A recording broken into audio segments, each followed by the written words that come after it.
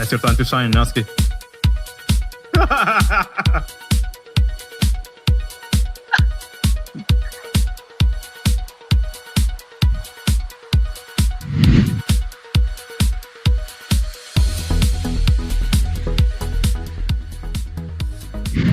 Hello everyone, and that's staying in the intro. Welcome to State of the Realm, your weekly, sometimes Final Fantasy XIV podcast. This week we've got a special show. Sly and I talk about Final Fantasy XIV all the time. We talk about the music in it all the time, and we talk about some of the content creation that comes out of that some of the time.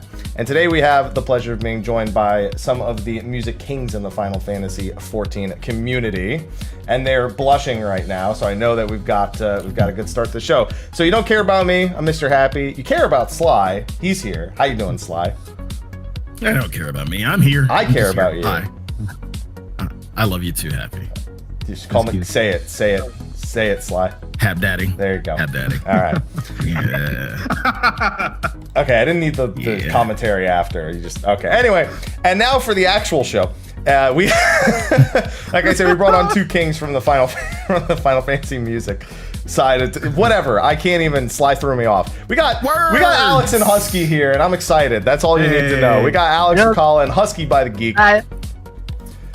Hello, It is guys. good to have both of you here. We're full. Oh, yep, he sees Hi. himself now. He's got a wave. There we go. Actually Yay. feels like surreal to be here, honestly. Again, I've been watching your YouTube channel for a while, and to be talking to you and Sly and Husky, like, holy shit. It's, I could not imagine this to be true But when it I is. started playing Final Fantasy XIV. So thank you very much for having me. Even though you cannot see it, and because I'm black, actually I am blushing, but my skin is not. Will not show that, but that is happening. So just so you know. Oh, believe me, chocolate blushes. Chocolate blushes, Yeah. I know. Chocolate, exactly. And hello, chat. It's nice to see you all. 300 people. Holy shit! Wow. How are you guys doing today? I'm doing good. I'm waiting for you to be. I'm waiting for you to be ready to go because you're all hyped up already. You did like the intro, the outro, and the whole show in like 45 seconds right there. I mean, yeah, that's State of the Realm. Sorry, I'm stealing the show. No, he wouldn't want the show to be over there. No. Doing good. Husky also. How are you doing today, Husky? I don't care about myself either. Now the show's over. All right, there we go. Oh man. All right. All right. I'm fine, thank you. It's good to have both of you. I'm glad we could arrange this. I know it's much later over on the other side of the pond than it is over here in the States, but an early show to bring on some extra special guests is always a good time. So before we get started, though, I do have a quick sponsor read. Sorry to steal your energy. It's your energy there because you got way more than I'm used to having, especially the last few weeks. But anyway, before we get started, I'd like to thank our sponsor real quick. Steel Series has been the sponsor for this channel and this show for quite some time. You can get a 12% discount code by typing exclamation mark Steel Series in the Twitch chat. Also, it's going to be in the description of the YouTube video. Also, in the description of the YouTube video, free monthly giveaway. Free prizes, headsets, mice, whatever. As long as it falls into the categories that you can actually pull something from and you live in a country that they ship to, we do the giveaways for that. So thank you to them. Thank you to everyone for entering those. And also, we like to thank our patrons whose names are scrolling in the top right of the screen, and we'll be giving them a longer shout out later in the show. Okay. Now I have to catch up with you energy-wise. Because you really you're all about this. I'm not used to that. I'm not used to that energy. They're like, I guess I'm here. Whatever. Am I? I don't know if I am either. You know. No. So we've been meaning to arrange this for quite some time. Sly and I always throw the idea around, and then like either we have something else that comes up or whatever. Like, but I'm glad we made this happen because we talk about music a lot on the show for people who know very little about it. So. Mm-hmm. Why don't we for anyone who doesn't know what kind of content you create or your experience or your history, we want to spend at least a fair portion of the show going over both of your contents and how you come to work on your channels and your music preferences, all that kind of stuff, because you guys have put out some funky and fresh music, both of you, whether it be an SOS cover from Husky or it be some Amarot funk with Alex with that bass. I'm all about it. Thank you. So, Thank you, guys. Alex, you're going nuts energy-wise. I'm gonna let Husky start. I'm gonna direct this little intro right here because once you get, I already know as the resident never shuts up guy of the show. I know once you get started, he ain't gonna get a turn. So, Husky, would you like to introduce yourself, the type of content you create, and a little bit about yourself and your music history? Thank you, Happy. I am HuskyByTheGeek, and I do video games and anime, rock and metal covers on YouTube. And I do a lot of Final Fantasy XIV covers. And actually, it's with Final Fantasy XIV music that I have the best feeling. I do easily what I want with this music. It inspires me a lot. So I do a lot of this content. It's freaking great. And I enjoy it. Yeah. Yeah, but you do so much more even. Like I think half of my covers are from FF14. And thanks to that, I think that Soken became my favorite composer through the last years. He's done a lot of work. As someone who just casually enjoys music, Soken is really yeah. You're right. I'm just someone who casually plays in his room, and I think that's amazing that people enjoy my content and follow me like that over the last 7 years. Yeah, to be honest, think that's really amazing. It's gotta be crazy to say the word 7 years. That's gotta be nuts to say out loud. Yeah, it's a lot. All smiles. Oh but man. How did you start? Like, dude, to be honest, I think like the thing I thought about you when I found you was not only, oh wow, he's making Final Fantasy covers, but it was like, holy shit, this guy like plays everything, and the things that you play are just so outlandish. Like some of the Final Fantasy music is not meant to be performed on instruments. Like when we did the cover for Insanity, and we did the arpeggio. Yeah. No, but really, like that when you played the arpeggio, even Soken was like, "What the fuck? Like you played the arpeggio? That's impossible." So that's, the arpeggio took me 40 days of practice. That's terrible. That's really terrible to play. That's just insane. Yeah. So I would call you a virtuoso a little bit, to be honest. Thank you. Yeah. And I love your content too, Alex. You're an amazing songwriter, and I listen to your original music too, and your original music is awesome. Okay. Thank you. You guys should really check it out. Yeah. Oh, they'll be checking it out after the show if they weren't already. And I have a feeling a lot of people here were already. Probably. No, but I really want to bring, like, I want to acknowledge you, man, because, like, what you do requires an amount of talent that is, like, completely uncommon. There's also people making covers on YouTube. No one does it like you. You know? Like, you go beyond what is normal. Like, when we talk about music, you talk about Periphery and shit, like, all those very, like, progressive bands that are actually crazy talented. But usually when people listen to Periphery, like, it's mostly people who listen to that stuff are musicians themselves because it's a bit complex music. You are able to do music in that frame, but still make it very understandable for everyone. So anyone enjoys it. Both the people who are very expert at making music and the people who are, you know, just listeners. You just manage to blend the two words together. And that's something that Soken does as well. So it's kind of like his spirit is similar to yours. That's a very cool thing. That's probably why we all like your music that much. Yeah, thank you. Everyone, when I do a cover, I try to respect the original as much as I can. And then I get into the flow and I do my thing. And I think that's how it blends, actually. I see. Yeah, that's also not that easy to do, I think. Oh, sorry, it seems like I'm interviewing Husky. Listen, you're interviewing him instead of me, so it works. I'm sorry. No, I'm just sitting here drinking coffee, and I'm loving it. I'm enjoying. I mean, this is kind of the vibe I want for this show because people listen to your music a lot, people know your channels a lot, but I don't know how well they know you guys, and so talking like this, I think, is, if anything, a little bit more enlightening because the way that you guys view music and the way that you guys approach it, respect it, whatever verbiage or adjectives you want to use, I think is interesting to people. At least it's interesting to me. So you guys better like it. You're watching at home. Better like it. Well, thank you, man.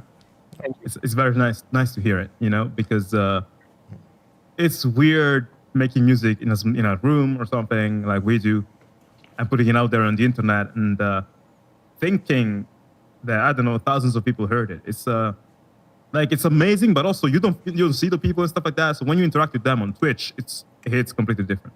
So I really appreciate like you actually creating this spotlight for us and for whoever comes on the show to, you know, jive with people. It's very nice.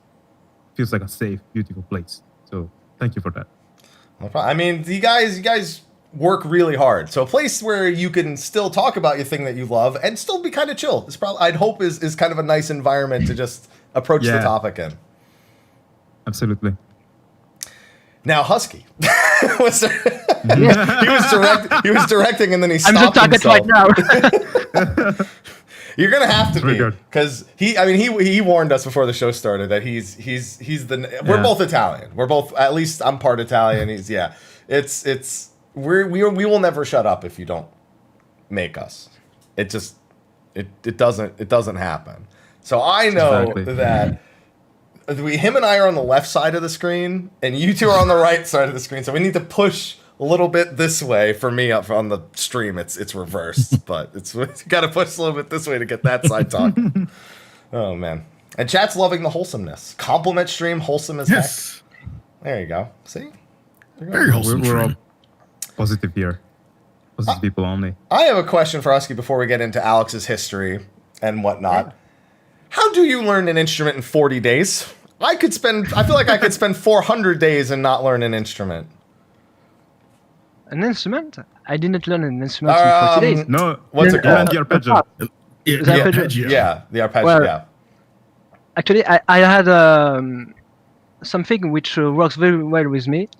Is that I'm not the type of man who works a lot of hours on a guitar part to master it. I'm way better if I do a little every day. So that's what I did for this part. I practiced like 20-40 minutes a day for 40 days. And then I was finally able to do it. But it requires a lot of regularity. And because of that, now that I don't practice this arpeggio anymore, I'm not able to replay it right now. It's like when you study for an exam like a few days before and then the day after, Exactly. Like an exam. But Same there's thing. a video proof that it happened. So Yes. we've all been blown away by that. But that's crazy discipline, man. Like, were you always like that, or did you learn to be like that because of YouTube channel? Because YouTube forces you to have like even like a weekly schedule. If you don't post videos every week, you get penalized, so you cannot become disciplined. But were you always like that, always disciplined person, or? I just did this because I really wanted to play this part, and I just wanted to do it by myself. It was natural for me to do this, and I don't. I didn't have a schedule before for YouTube because I have a day job, so I always did YouTube for my passion. Yeah. And now that my channel becomes to get more and more interest, I do more content. I do twice video a month instead of just one. Mm-hmm. But I started to do this for 1 month, so we will see how it gets. I think it's gonna go great, and I think you're gonna see so many great results. And already, what you've been doing. To do it. There's loads of musicians who, by the way, people in the chat say that your French sounds very seductive. I told you that was gonna happen. I told you. That's why we had to make sure we let him talk more. Because, yeah, please talk to us about Final Fantasy XIV in that seductive voice. For Sly, make sure it's ASMR for Sly though. Oh no. Slide. We learned Sly doesn't like ASMR in pre-show. But Dave, ASMR French must be the best. I know, dude, there's lots of musicians who don't get stuff done because they're like, I'm too busy, blah, blah, I have a day job. Well, you have a day job and you get shit done too. More than people who probably don't even have day job. Like, your work ethic is freaking insane. So I'm wondering, do you get that somewhere, or do you just passion? Like, it's just my passion. Like someone after his a day of work wants to play video games, I just play video games. But also I do some music for YouTube.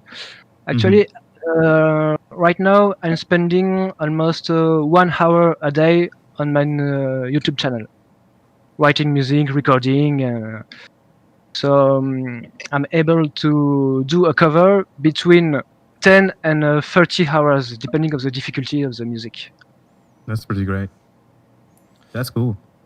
That is something we're going to touch on a bit later as well, is because I'm in tune with the type of content I make and the time investment that goes into what I make. What I make is a lot of just a lot of like, you have to figure out the game and make strategy guides and stuff. That's not easy either. Like you know. Yeah, but after you've done 3,000 videos, it just feels like that. You've done 3,000 videos? Like, he has done 3,000 videos. 3,300 something. I don't remember where to see that information on YouTube. Holy shit, dude. That's wow. So it's just noise to me at this point. So it's definitely we definitely have a difference in the way that we see things. So we'll definitely get into that a little bit later. Okay, finally. You're like, We're gonna start Alex don't do here. that. We're gonna light the fuse. We're gonna light the fuse. Don't start the Alex. Yeah, boy. Well, we got 2 hours. That should be fine. Yeah. That should be fine for his opening statement. Yeah. State of the realm. Alex's introduction. I guess. You're good. Okay, I'm gonna try to keep it short. Hi guys, my name is Alex. Most people by now know me for the Alma Funk remix and the video game music reactions I do. But long story short, I started making music 7 years ago too, and I didn't know anything before. I wanted to. Well, we're gonna talk about it in this, live stream anyway. But I used to initially make electronic music. Then I started to make music, cinematic music. I made music for Hollywood trailers like Avengers Endgame. That really happened. Then I made 5 years worth of music tutorials on YouTube. I teach people how to make orchestral music because I love teaching people and inspiring people. And that's also the reason why I make video game music reactions, because I want to educate people on music and show them that actually making music and understanding music is not so hard. It's a language we all understand, and it's fun. So I'm just endorsing more and more people to embrace this if they want to do it. And because when I did it, it kind of changed my life. And now I'm making, these Final Fantasy contents and stuff like that, remixes, trying to just get everyone to vibe and creating a space where everyone can vibe to video game music all together. My ultimate dream would be to make, as a composer, would be to make music for Final Fantasy, like have one of my songs in a Final Fantasy game. Because I Creative Division 3, I know you still need probably more music for Final Fantasy 16 real quick. And I'm going to put this feeler out there real quick. That would be great. No, but I started because I grew up with Final Fantasy 7 being one of my first games. And I remember listening to the MIDI versions of the boss theme, like with the old sound fonts and stuff. I would headbang to freaking MIDI music from Final Fantasy 7 as a kid. While my friends were listening to 50 Cent and stuff like that. And music from MTV, which I love, but I also love video game. It changed my life, really. Final Fantasy as a whole. So I decided, hey, I would love to be part of that movement that changes lives through storytelling and music and stuff. Become something close to Nobuo Uematsu. And if I manage to do that, then I'm going to be the living proof that you can do anything you want in life. Because when I started making music, literally, I knew nothing at all. And it was when I was 19. So yeah, I'm carrying this dream forward to then be able to tell people, if I make it, hey, I made it, you can make it too. Here's how I did it. So the Final Fantasy thing is because I love it. And it's also because I want to show myself and the world that living in a dream and fighting out for it can lead to achieve it, no matter what the dream is. So yeah, that's kind of what's happening. It's kind of the short version of the story. And that's that is me. This is so wholesome. Yeah. This is so wholesome. Yeah. I love it, man. That's great. Thank you. Speaking of which, yeah, by the way, for the music reaction, I want to step in, Bury the Light. I'm glad you chose. I saw the vote, and I'm like, I have to encourage it to be Bury the Light. I had to do it. It had to happen. Okay. I didn't listen to the song. I saw everyone getting hype. I'm like, okay, I'm not gonna listen to it on purpose, because if I make a video about it, I want it to be like first reaction ever that I do, like that I have. And I'm so glad that I did it, because that is one of the best pieces of music that ever came from video games in the history of video games. Like, for so many reasons. It's and I'm so surprised that again, Cassie was able to blend something like to blend the word of like, oh, musicians are gonna love it because it's complex, and normal listeners are gonna love it because it speaks to the soul of humans. It's an incredible piece of music, really. It's insane. I cannot describe. You can, and there's a video you can go watch right now to describe. Yeah, but that's just the 10% of what there is to say about that piece of music. Just great. But yeah, there you go. I did the short introduction. I can tell how much it's hurting you inside to only do the short version. You probably get to the rest of it throughout the rest of the show, to be honest. Slowly but surely. Because, man, 7 years. 7 years for me, too. It seems like 2013 was the year. Yeah, dude. It was. Man. Did you guys play on the beta of A Realm Reborn? When did you start playing 14? I started at release. At release? 2013. Was it the beta or was it the release? The beta? I think it was like, for me, it was the second wave of the beta. So, Yeah. I did the first and the second. It was the best fucking thing ever. Yeah, let me not talk about how I started playing Final Fantasy 14, because that story goes was back it with another the, 3 with the years. first one? Yeah, it was. Yeah, he was 1.0. He was 1.0. I tried 1.0 for one afternoon and I was like, yeah, fuck this. No, that's the correct. One afternoon. That's the correct opinion. Yeah, dude. I did. I don't know. I couldn't. I was in college and I did 14-hour days for 2 months straight to get to level 50, and I was like server 11th or something. And then I quit because it sucked. Oh my god! How did it feel when A Realm Reborn got released? Oh my god! It you? was a godsend. After everything I'd seen from 1.x, I needed. I will say at least 1.x. 1.x. Yeah, since this show's about music, it really, one of the saving graces was Soken was already doing the soundtrack for 1.x after they started releasing like new primals and stuff. So he did kind of start to build up to him, because like the Garuda theme, the Ifrit theme, all of a lot of the other themes that are in that game, you know, he was already starting to, you know, draw people's attention on that alone, even if people didn't like the game. And then it just accelerated as soon as A Realm Reborn hit, and there was like way more of his work in there.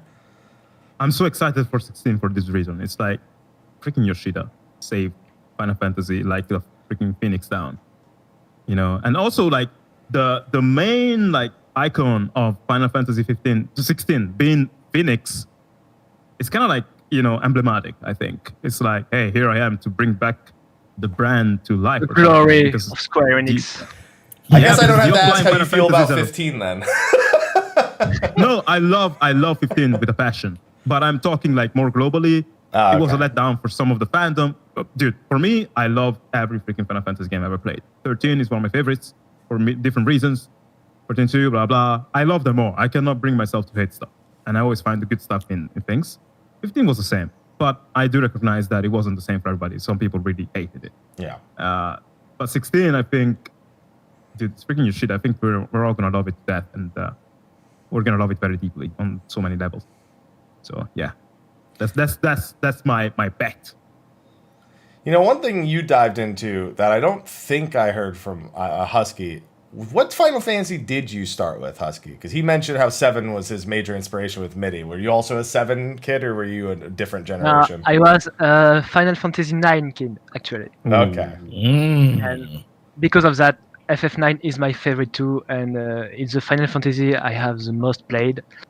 But actually, this year, it was the first time I beat the super boss. Ozma. I think it's Ozma. Ozma? Oh, God. Oh, yeah.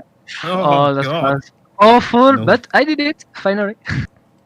My God. Yeah, my favorite Final Fantasy are FF9, FF10, and FF13 too. Ooh.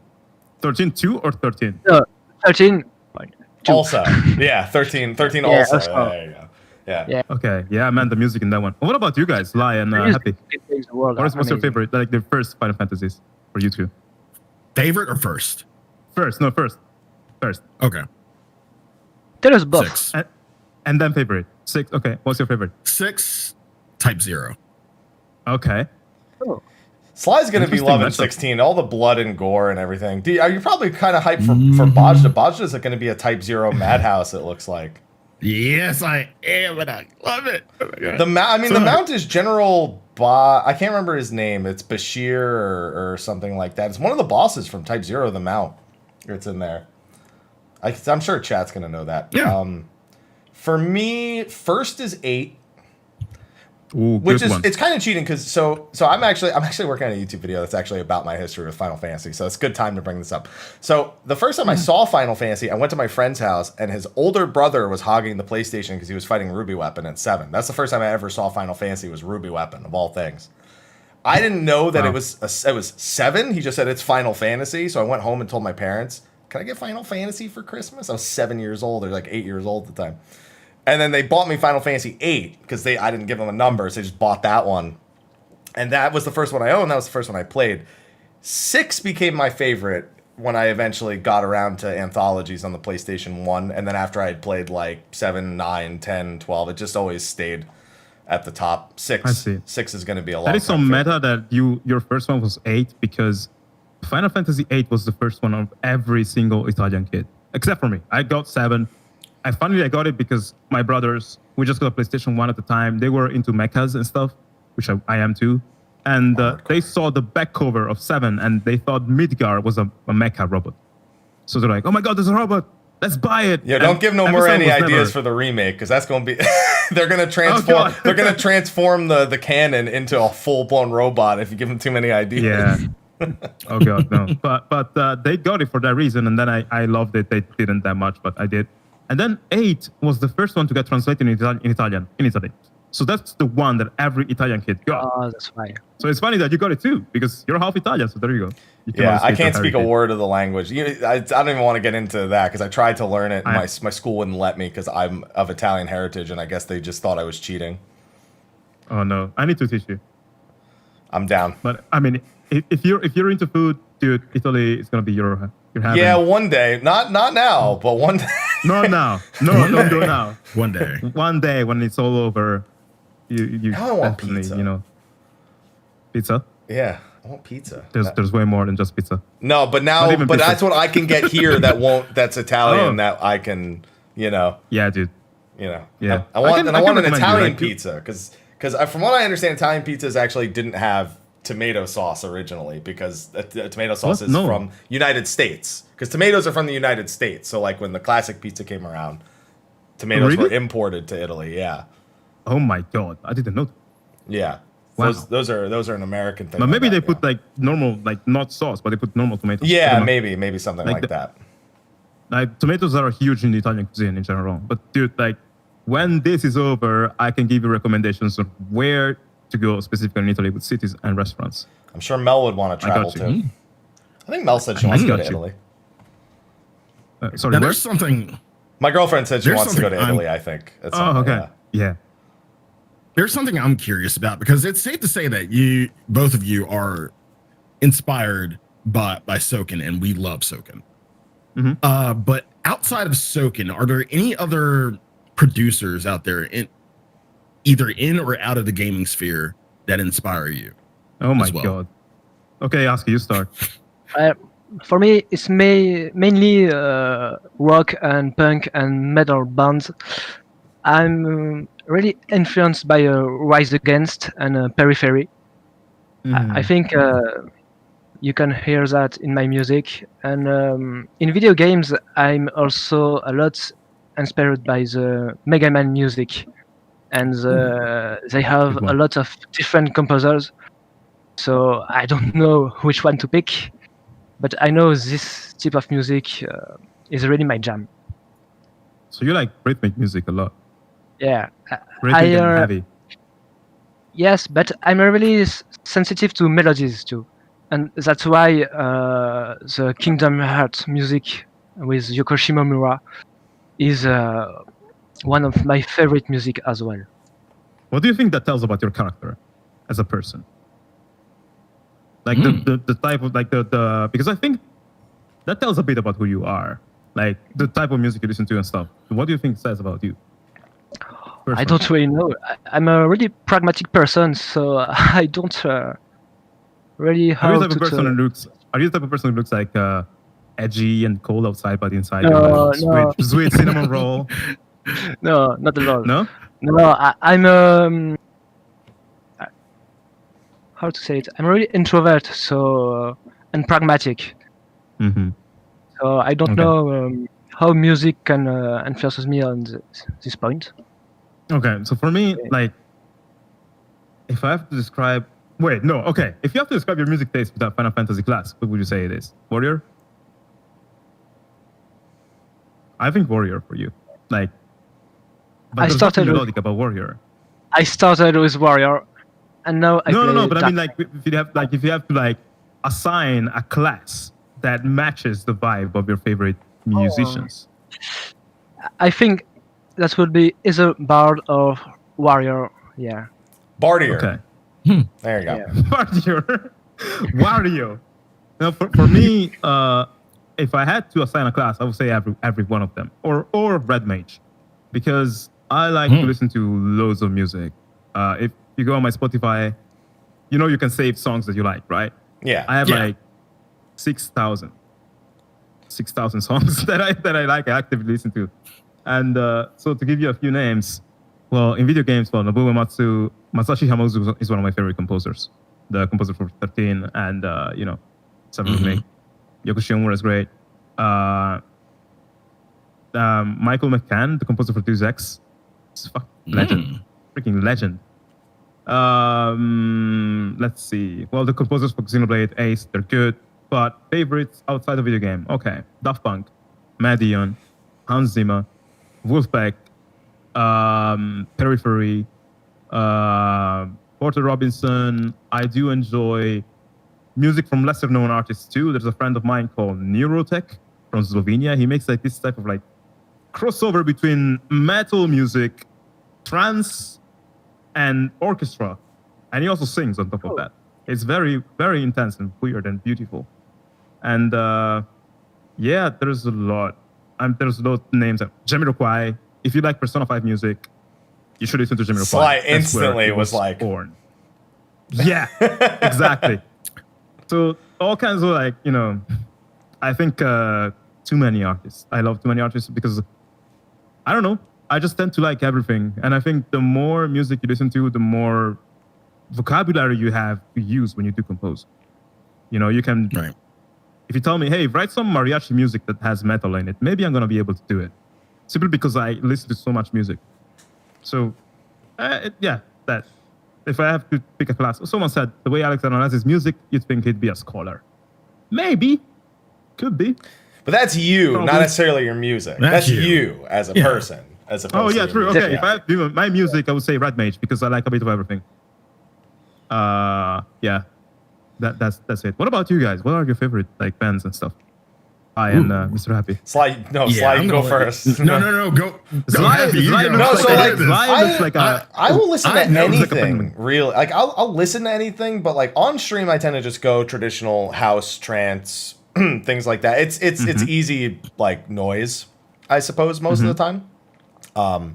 Daft Punk is probably is probably what I've listened to Yes. most across my whole life, I'd say. Yes. And I was like one of those people who, because they were so enigmatic, that I'd frequently Google just like, have they said anything? Are they doing anything? Where are they?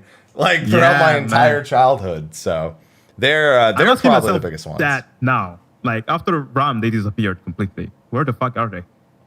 It's I been have 7 no years. I have no idea. I thought they were returning to do because they're doing another Tron movie, and I think they confirmed Daft Punk is composing it.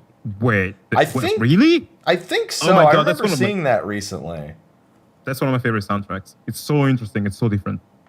It's the first soundtrack to have so many electronic elements into it that blends perfectly with orchestra. No one did that before from Legacy, I think.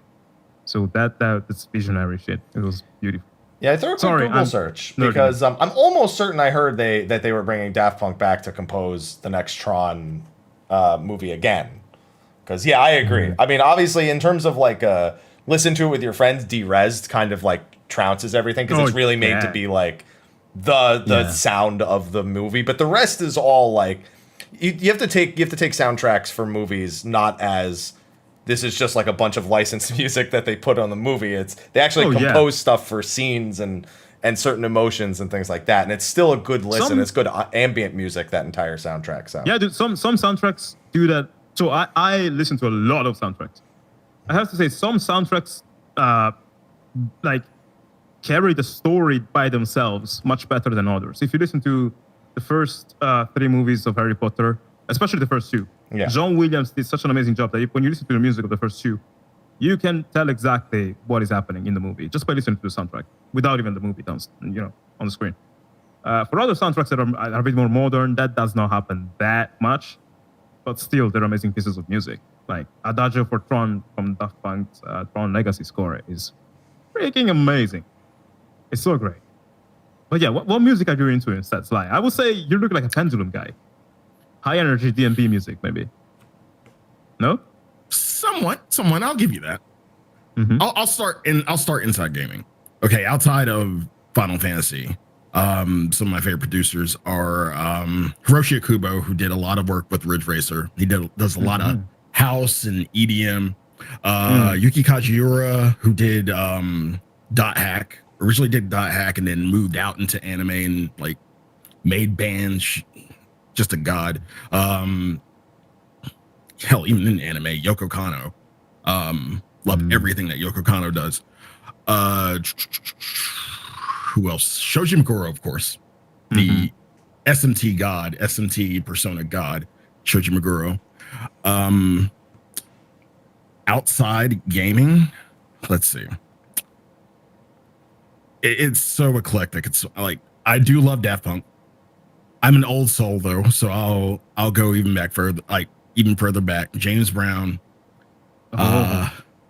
Eagles, James Brown, Eagles. God, who else? The Beatles.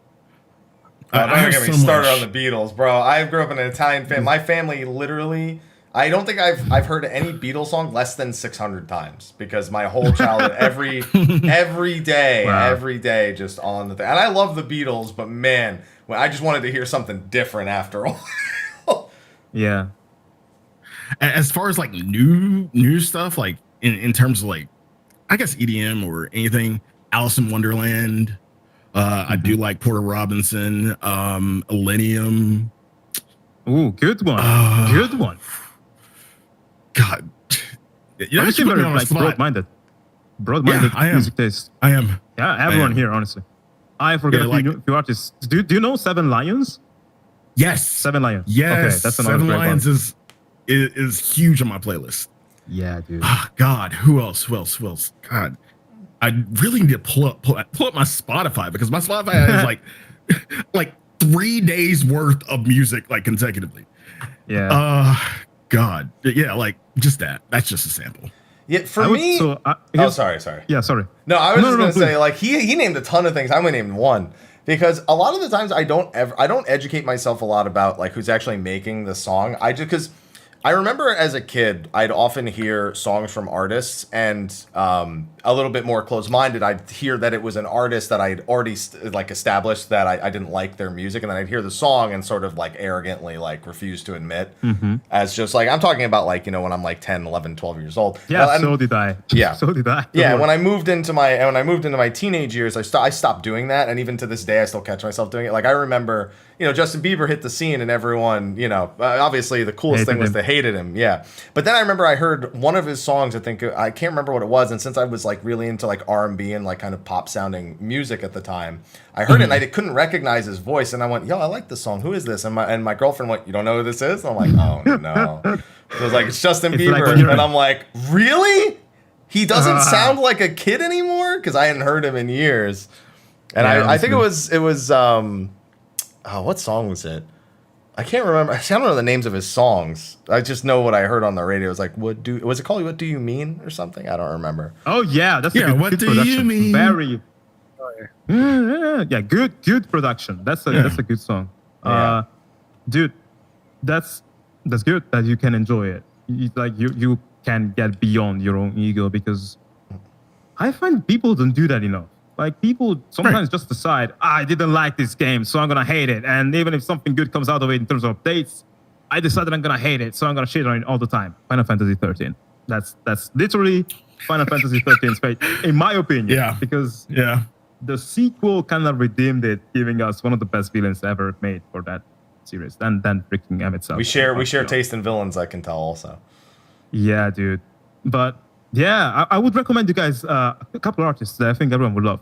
One is a band called Snarky Puppy. They do incredible jazz fusion music, so it's very fun to hear. And you probably never heard something like that before.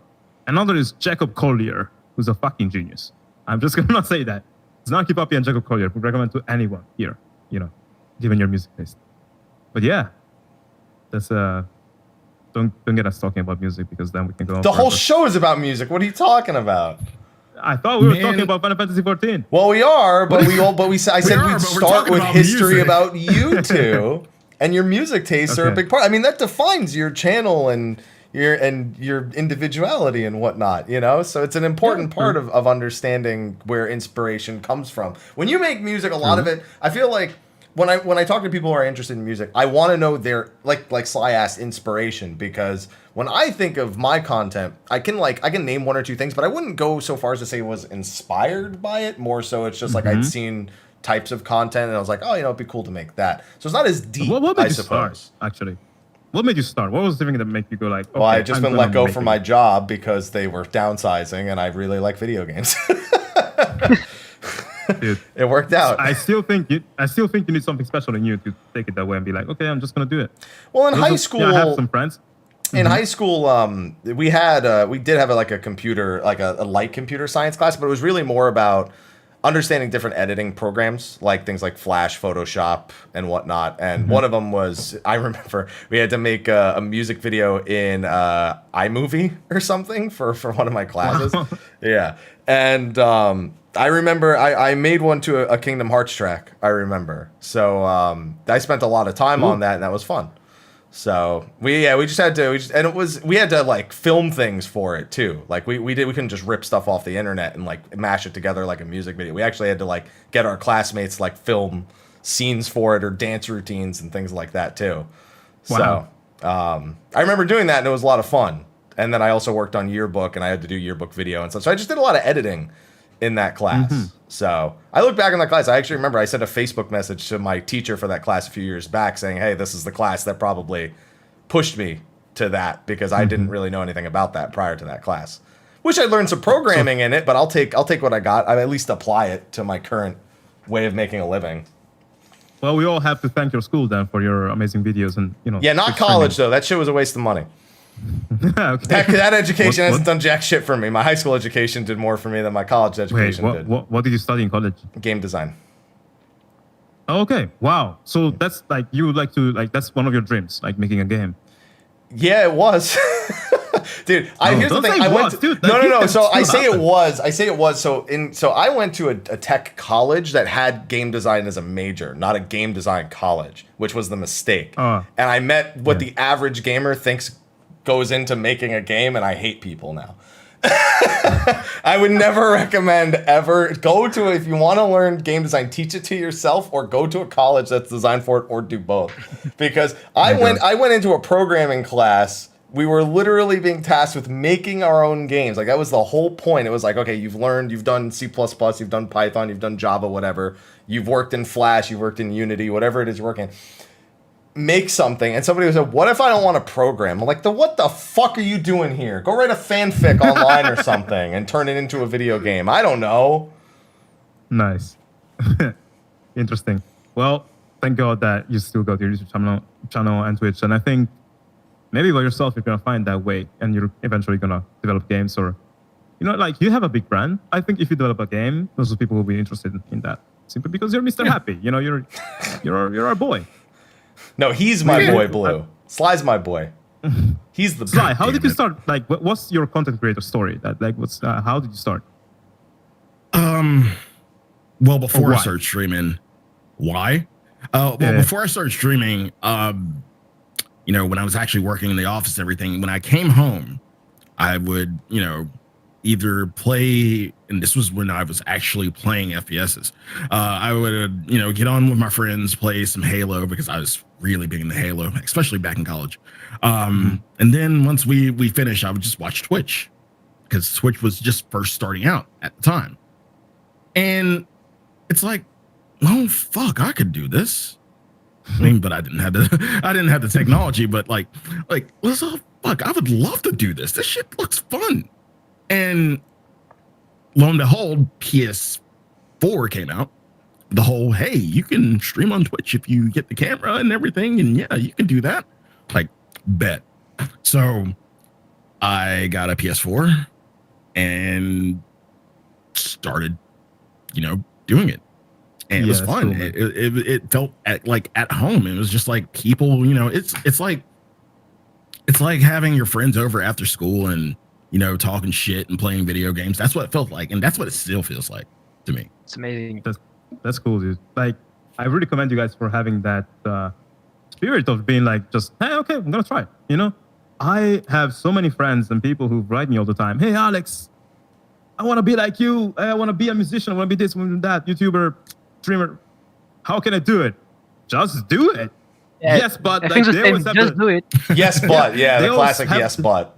Yeah, man, it's so rare to find people who are actually okay. I'm gonna try it, And those who are like, okay, I'm gonna try it, usually get far. So, congrats to you both because what you've been doing is amazing, and also, to Husky too. Yeah, Husky's been busy typing in the chat because he knows that we're never gonna stop talking. He's being his own introverted self in the chat. Holy shit! Can you do this? Chair go, bro. Whoa. Yeah, I actually thought you had broken your chair for a brief second. I'm not gonna lie. Wow, it's like falling down. I can actually do that with this chair, but I don't want to because then I have to get it right back. Accident. Yeah. I I'll lower my bench back here. I'll make it flat. That'll be the only way I do that. But yeah. Yeah, everyone's like, the hosts are. I mean, the hosts are the ones who are the guests this show. I mean, it's true. I will. No. Like I said, we don't mind that at all. It's just like acknowledging. We knew it. Yes. Yeah. It is. So, true. What is everyone's favorite Final Fantasy? He's like, well, if I'm the host, I'm gonna ask another question. That is a question. I'm like, okay, fuck it. Wait. What's everybody's favorite Final Fantasy 14? What? 14 track, like the piece of music from FF14. Your favorite? Oh, I'm gonna let Husky go first because we dominate. We've been dominating this. I gotta get more Husky in here. I need that voice. Can we pick at least 3? Oh no, you can't. No, wait. One you guys are musicians. You guys should have more than one choice. We can maybe label it down to 1. No, 3 is fine. 3 is fine. Okay, go. I also want to hear from the chat. Just guys in the chat, just write your favorite. No, I'm curious to see what is the one that will overlap the most. So Husky, what about you? I'm checking my Spotify best of. No, he's going by the statistics. He's like, If you have to check it, it's not your favorite. Because my favorite is Under the Moonlight. I think it's the music from Tsukuyomi. Oh yeah, really? Yeah. It's a very specific one. And there is also Shiva. The first part of Shiva. With the piano part is a really beautiful song. Yeah, exactly this one. Holy shit! Like, so you're it's interesting. I'm very sensitive to melodies, as I said. And for the last one, the Makers Rune. Oh yeah. Oh yes. The first time I heard this song, I was How did you feel when you heard it in Shadowbringers with the sad Arbert scenes?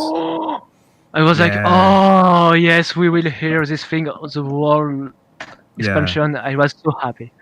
It was amazing. To me, like, it's great, but it's also so sad. I think it's one of the saddest songs in Final Fantasy 14 because like you're used to hearing it in like this epic version and you're like, whoa. Epic way, yeah. Yeah, and then you hear it in that version, like, whoa, it's a very sad melody. Like a very sad melody. It transitions very perfectly to that. So it's amazing how you can make one song epic and sad, depending on how you arrange it. That's really outstanding. Oh yeah. Yeah, but certain songs do that better than others. Like Tsukuyomi's theme is another. We all love it because even before you hear it in Tsukuyomi, you've heard it quite a bunch of times while, going around the fields of Yangsha because it plays in the field music in Yangsha. And then you hear it during the fight multiple times. Then it reaches the apex during Wayward Daughter. So Soken does that a lot. He like tells us, hey, check out this melody here in the background. And then you fight a boss that has the melody amplified to the best of feels. So that's cool. But it's curious that you like the first phases of boss, not the last ones. I love both, but the first phase really... Especially. I got so many chills when I first heard it. Mm-hmm. What about you, like top 3? 3. Mm-hmm. I'm gonna go back like really early for the first one. Not a lot of people, like, I guess this was underrated for me, but well, for a lot of people, but not for me. Faith in Her Fury, which is the Steps of Faith march. Oh, that's a good one. That's a good one. I love that one. You're lucky to like that one because Steps of Faith is like an endless duty. For the first time you're like yeah. 15 minutes Oh, and God, you fail, better and like like, it. Yeah. Oh, that's a good one. Escape. Oh yeah. Yes. We gotta go with Escape. And then for the third one, I have to say Shiva combined, like both first and Original or new one? second parts. Oblivion? No, original. Ooh, okay. Original. Oh yeah. Return to Oblivion is so interesting. But if the original, holy shit, sounds like an anime opening. It's beautiful. Right? Yeah. So Wow, conducted I'm very not a big like fan of naturally. that one, actually. I'm not super J-rocky. Like it's a little over the top for me. I like the guitars in it.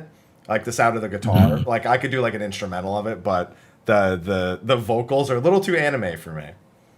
I have what I call an anime tolerance, like bar, and there are certain things that I have the same, but for me it's still not beyond that threshold. There is nothing in Final Fantasy that is beyond the threshold, but I understand what you're saying though. Yeah. But okay, what are your top 3?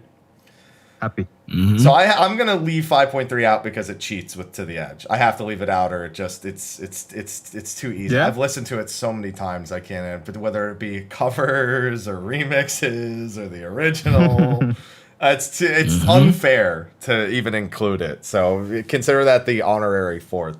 I actually am a huge fan of Phase 1 Shiva. That I was so glad to hear it again in the new one. As much as I love the Phase 2 of the new one. Yeah, I'm a big fan. The steel drums in the new one do the trick for me. Every time I hear those, the dun dun dun dun dun dun dun. Oh yeah. That's always a big point, especially during Prague. I used it to like mark mechanics, like what mechanics happened during the steel drums. I will never forget those ones. So, but phase 1 Shiva's been a favorite ever since 2.4. I've always loved that. Yeah. In the same vein, Mobius from Alexander, the Phase 1 from the original Alexander, and the orchestral version for Ultimate is another big favorite. Amazing too. I really like that ambient set the tone as opposed to the actual like song, like an actual song, because it feels like a lot of 14's music tracks, while they're great, they are like more they're songs that kind of describe what you're fighting. But I really like those set the tone kind of tracks. Yes. Like yes, as favorites. Twilight over Thanalin is another one for that reason. So I'm going to go with those 3 just as kind of more ambient themes. Because if I have to pick between the primal tracks and like the Savage, if we're going to be here forever, I can't make that decision. Yeah. Man, Final Fantasy 14 has some very interesting field music and stuff. Like the City States music.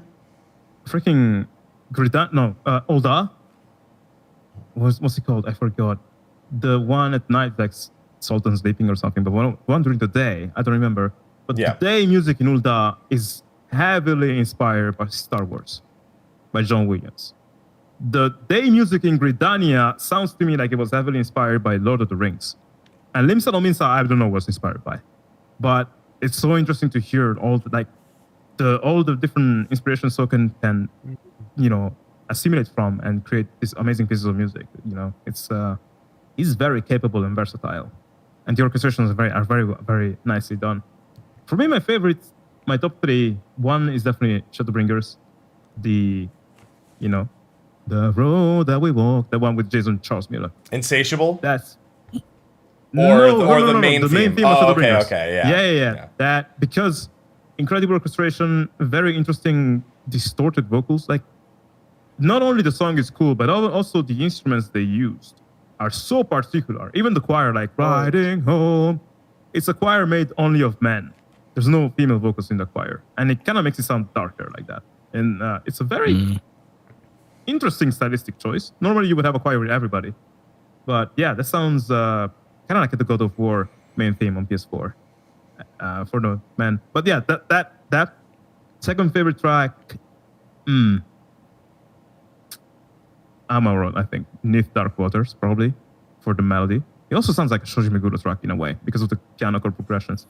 Right? And it's adaptable to so many different genres. Have you seen like punk and to the edge, it's like rock and stuff like that. They can do even more with it if they want to. And then I really liked I like Dragon Song a lot, but I would say no, the Omega boss fight, which I didn't do in the game, but it's like a remix of Makers Rune, I think. Oh, yeah. I was actually going to bring that up earlier when we were talking about Makers Rune. That one is one of the best orchestrations I ever heard in a Final Fantasy game. Also, the track that plays during the fight between Shinryu and Omega Weapon. Oh, so yeah. Oh, in that cutscene, yeah. Yeah, that's is in the also Shinryu fight. That's the Phase 1 Shinryu music, isn't it? Oh, is it? I think that's the Phase 1 Shinryu music. It's Phase 1, yes. Okay. Yeah. The orchestral one. Like Scale and the Steel? Allagan. That is Scale and Steel. That's my favorite. Like the Allagan melody, like that's the melody of the Allagans. It's my favorite melody in Final Fantasy XIV. It's so elegant. It's all the notes are kind of close together, and it's like the melody is written in a way that is like the most optimal melody to play. You don't have to move around too much to play it, and still it sounds so good. So it kind of makes me feel like maybe Soken wanted to represent the fact that Allagans are geniuses, and that they had this sort of advanced technology that was so advanced that you could not understand it, but was so practical also. It kind of makes me think about that melody. And when you hear it in Scale and Steel, it's fucking epic. So yeah, that's one of my favorites. Okay, you told us to pick one. Sorry. You told us to pick one, then allowed us to do three, then picked four. Yeah, I did four. But if I have to do one, I would say Shadowbringers. That's it. Yeah, I cheated. Sorry. That's why I'm glad he said, "Can we do three?" Because I was like, I have a feeling it's going to end up that way anyway. So I was limiting myself on purpose. I thought, okay, let's do one because then I can avoid, nerding out about.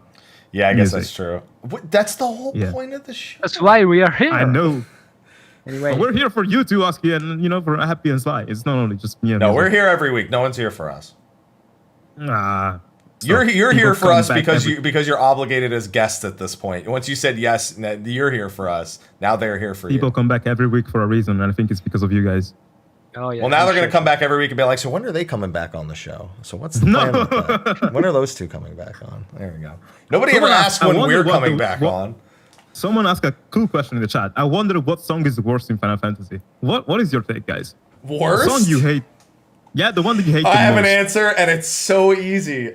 Fucking in 14 or in 14 Thunder. in I'm sick of Thunder. 14? I don't want any more Thunder. It's not a bad track. I'm sick of Thunder. Thunderer. What, Thunder Roll? Thunderer. Thunderer? Yeah. Why?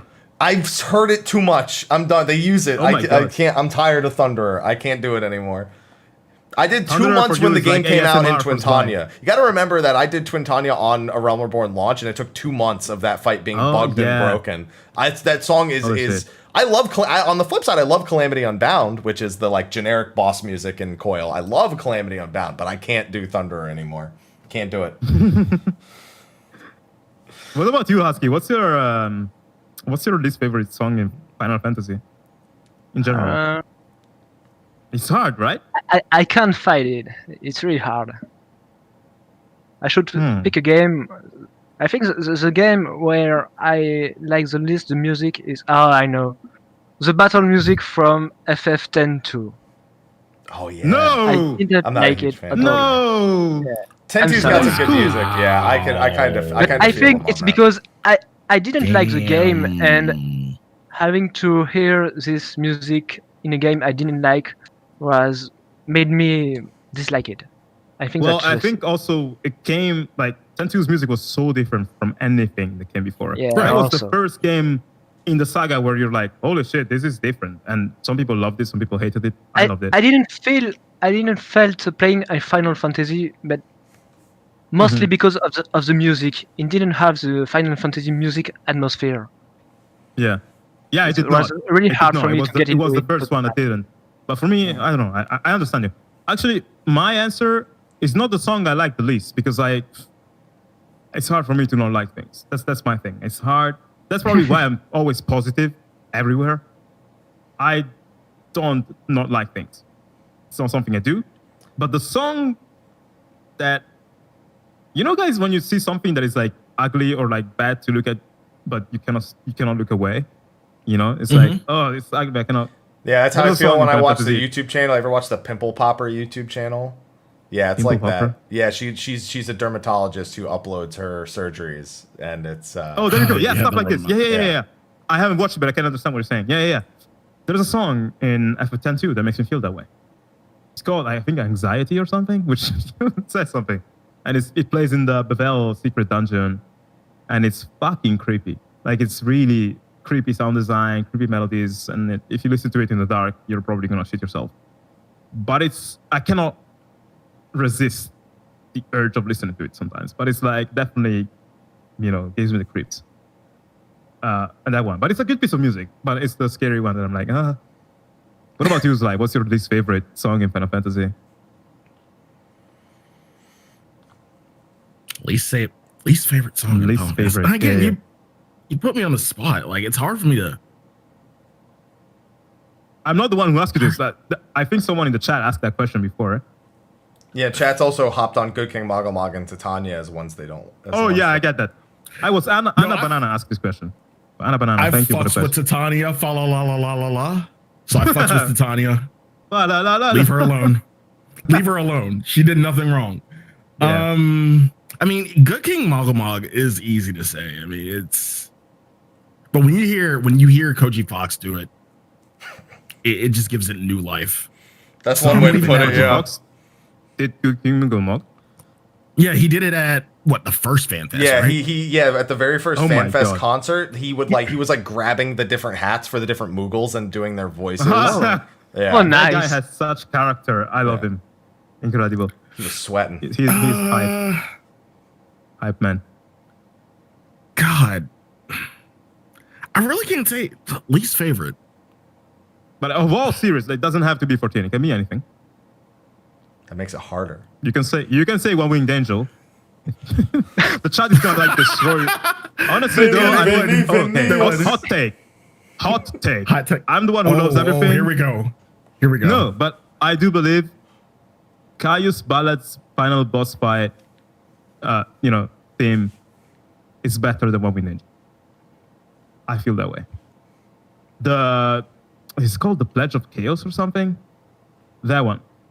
In terms of orchestration, and also I just like Caius more than I like Sephiroth because I like villains that have a reason to be evil.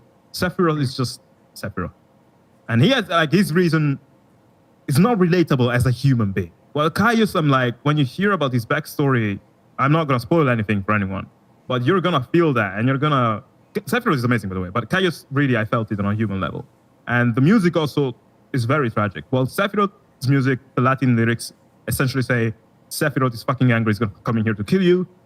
The Caius Latin lyrics talk about his life and they're fucking tragic.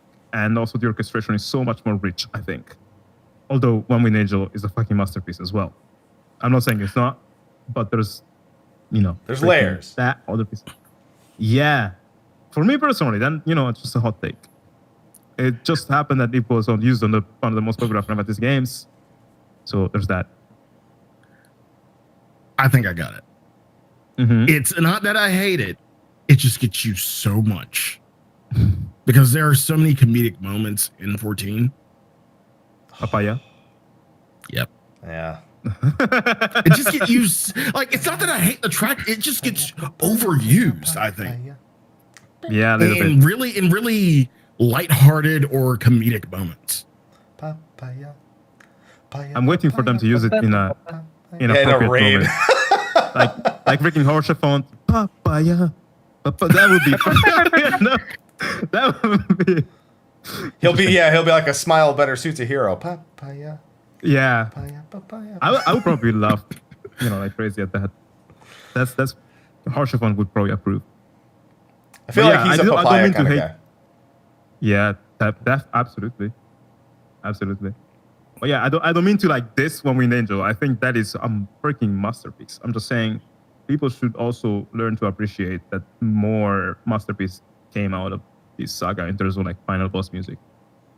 I need a final boss version of Papaya. Don't challenge me. You sound excited. Have you seen the One Winged Megalovania track I posted on Twitter a few days ago? Yeah, I saw that.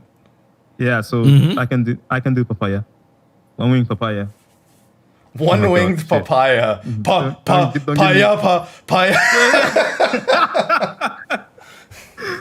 I could try that, but don't challenge me. I already have too many stupid ideas that I need to develop into full tracks.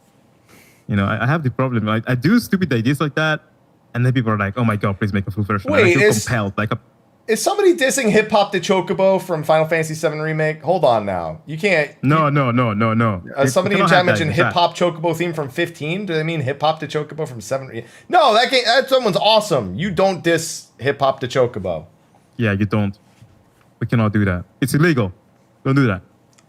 I just stood by that. I got it. Boombox. Oh, you got it? You should blend Papaya with the Chocobo theme. Oh. That would work very well, I think. It would be great, I think. Have you heard the starting notes are similar. Sometimes Final Fantasy is a funny game. Sometimes the music really doesn't take itself too seriously. Have you guys played 13-2? Yes. Not yet. Okay. I will. There's some metalcore tracks in 13-2. Because when it came out, metalcore was big. And they made a metalcore version of the Chocobo theme. And it's fucking hilarious. It's not really that good musically, because it's just a bit cacophonic and stuff, but it's fucking hilarious. And after a while, for me, it just got good. I'm like, okay, yeah. And the lyrics are also fucking funny. And also, yeah, there's another song, Limit Break. Yeah, someone writing in the chat right now. You know what I recently got that is holding me over till Pulse, which we'll probably talk about here in a minute. The Square Enix released an 80s lo-fi album not too long ago. Really? Yeah. It's pretty nice. God. It's I think you can buy it on like iTunes or something too. I think it might be on Spotify. I remember somebody telling me it might be on Spotify, but I bought the physical one. I gotta check it out. Yeah, it's pretty nice. It's pretty chill. It's got a lot of Saga songs and only a couple like Final Fantasy 1 and 2 tracks on there because it's an 80s mix. So there's only 2 Final Fantasies I think by the time of 80s. I think 3 was 90 or 91 or something. So that's been a frequently reoccurring question in the chat though, is about the Pulse album that's coming out, because one thing, Final Fantasy doesn't just make tracks for the game, they then love to remix those tracks or do different things with those tracks, whether it be through like the live performance of the Primals or their first venture into an EDM album, which caught a lot of us exciting. Yeah, a lot of us off guard, especially as someone from New Jersey. I grew up with a lot of EDM, a lot of club music. Yeah, so that's dude, they're doing it. They are doing it right. It's not the tracks they showed in the preview and the What Angel Wakes Me and the Leviathan. Bro, I've been producing electronic music in the beginning, so I know I know quite a bit about it. I'm not so great at it, but I know. And those tracks sound so fucking professional. Like, it made me love Titania's theme. Yeah, I farmed them out. Yeah, I farmed them out, and I put that version of it on the whole time. Yeah. Yeah, it's great. It's interesting because it's like 3/4, like ba, ba, ba, ba, ba, ba, like a waltz, but it's like EDM. It's very interesting.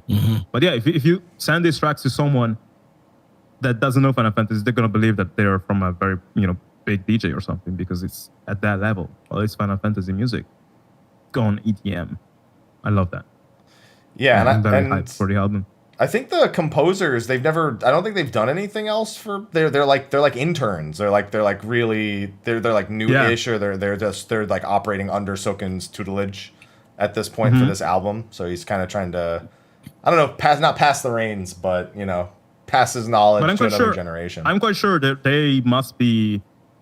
Maybe there are people who never worked on anything big, but I'm quite sure they must be fucking insanely talented. Like from what I heard, they must be freaking. There's those incredibly talented musicians that didn't have the luck to see the light of day yet, but they're out there. So I expect great things from the person who's working on Pulse because those are great arrangements.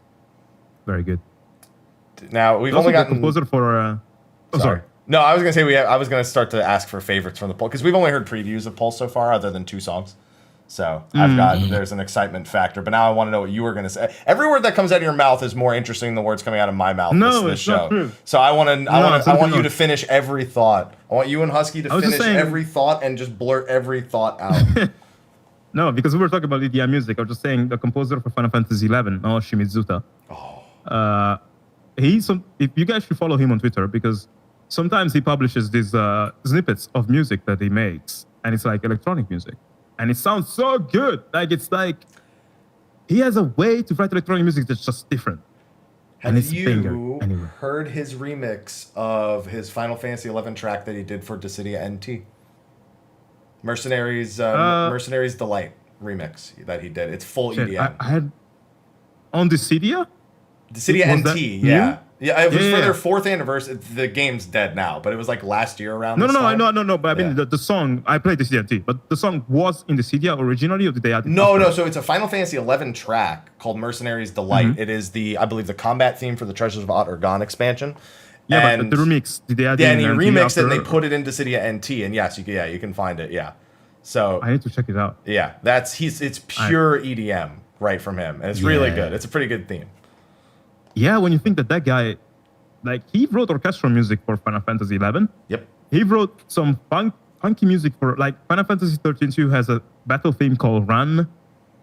It's the most funky, groovy battle theme that Final Fantasy ever had. Like, it's, I didn't remember this. I was listening to it randomly one day. I'm like, what the fuck? Because the problem in games sometimes is that the battles are over before you get to the good part of the battle music. That happens a lot in 15. That happened in 13-2 with this track. Naoshi Mizuta wrote it. It's called Run. It's the most funky shit you ever hear in Final Fantasy. And then he makes EDM music. So I'm like, how many things can you do? You know, it's just, I'm kind of jealous that you can do so many freaking things so nicely. But yeah, he's a good one. Oh, sorry, I interrupted you. You were saying something before. I was just going to ask if you've listened to the 14 preview tracks on Pulse, if you have one that you're anticipating the most, you want to hear more about, you're curious about what the final composition is going to sound like. Because we've only heard 2 tracks in their entirety, but all 14 tracks have been on the preview site for a few weeks now, and I've listened to them just too much.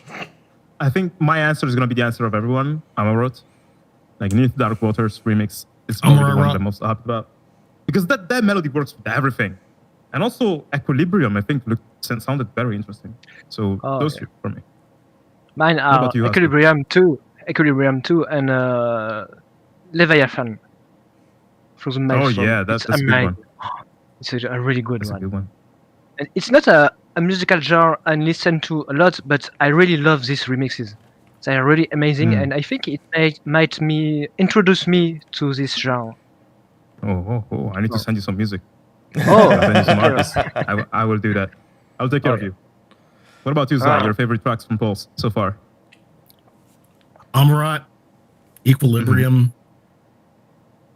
It is a better version of Titania. I will say that.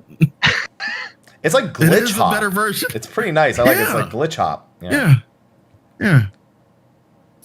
I'm gonna surprise everyone here. I really want to hear the rest of Suzaku. Because I really like. I don't remember how it goes. It almost sounds like it's. How do I describe it? It sounds like a. Like late 90s, early 2000s anime opening, almost in a sense. It's got this sort of vibe to it that it's very upbeat. It's got a higher tempo than the original. Mm-hmm. So that's a big one. That one kind of caught me off guard because there's some I'm not a huge fan of. I'm not a huge fan of Thunder Rolling or whichever one the Ramu one is. It sounds like Sonic 3's Casino stage to me, and it's just kind of it's not bad, but it's not something that I feel like I could listen to on an album. Like, because this is an album, this isn't like a game soundtrack that I'm going to be hearing alongside a fight. So that one's kind of rough for me. That's the only one on the album that didn't stand for me. The Along Falls preview, I like the original Along Falls so much. Along Fall is a track that I think is perfect. Husky, yours actually is also freaking great. Like the acoustic guitar you added and stuff, and the way you're playing and you're grooving and stuff is like so infectious in Along Fall. It's pretty cool. For me, I was like, well, this would be a nice track to remix or something because everyone loves it. But when I try it, I'm like, this is already perfect. There's nothing I can add here. So that's a tough one to remix. But Husky did it, so That's something I often think the same. I feel like, for example, To the Age, it was already perfect, and when I tried to cover it, I had a lot of trouble because I liked the original so much that I tried to reproduce it, but my rendition wasn't really good, so that's why I decided to completely turn around and go full punk rock for the chorus part and totally change the song. And I think that's thanks to that my cover finally pleased me. Yeah. And usually I don't have so much difficulty doing FF14 covers because I have a really good feeling with Soken's music, and usually it's a playground for me. I take my guitar, I groove over it, and the thing come naturally. But yeah, for To the Age, it was the first time I had so much issues to do it. So I think that's a to rewrite different song. It's a very different song from Soken. To the Age is it's interesting, like it's epic, but it's slow. It's so slow, and it's so funky. like the bass line, or there's the groove of the song kind of reminds me of what's the name? The Bee Gees, Staying Alive. Somehow it reminds me. The bass line reminds me of the Bee Gees. That's when I heard it, I'm like, okay. I was making the video about it, like an analysis, and I was like, hey, wait, this is funky. I was like, hey guys, what if we turn this funk? And then I try it. And I speed it up because when I make funk music, I like to make it a bit like EDM. So it's like 128 BPM, which is the time signature for EDM. But I made it funky and I'm like, wow, this is naturally funky. It was written that way. If you speed it up, it's just like that. And and the rest is history. That people were like, oh my God. And then was like, okay, let's make a full version. But that is intentional by Soken. He made it funky. He just somehow needed the song to be slow, maybe because of the clock ticking. Maybe that sound required the song to be slow and not fast, probably. I don't know. But it must have been a hard one to cover, definitely. I'm sure those can't be the only hard songs to cover, because a lot of the tracks carry a story. So I'd imagine when you're covering the track, you don't want to interrupt the story in a sense, even if you're trying to update the sound. So I got to imagine that's a struggle with more than just To the Edge, even if you do eventually find a groove with it.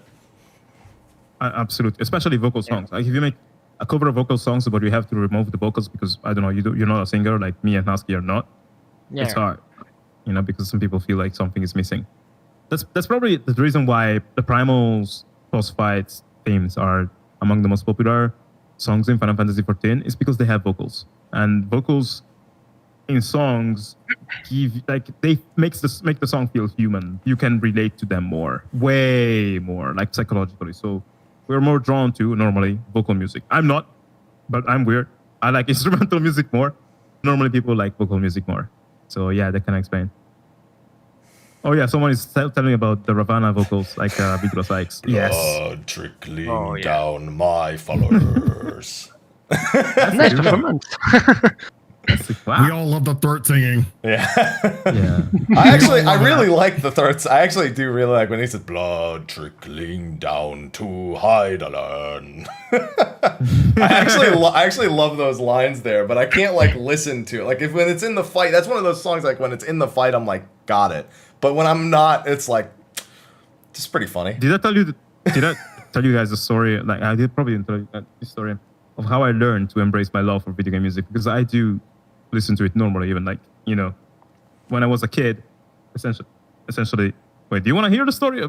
because I don't want to bore you. With Okay, so here's what we're gonna do. Fine. We didn't get to hear Husky's side of the cover problem. Then we'll cover that because we're jumping. Yeah. Because he mentioned To the Edge, but I'd imagine there's other tracks that you've had like concerns or and music. I have to assume there's constant self-doubt. I have it in what I do every day.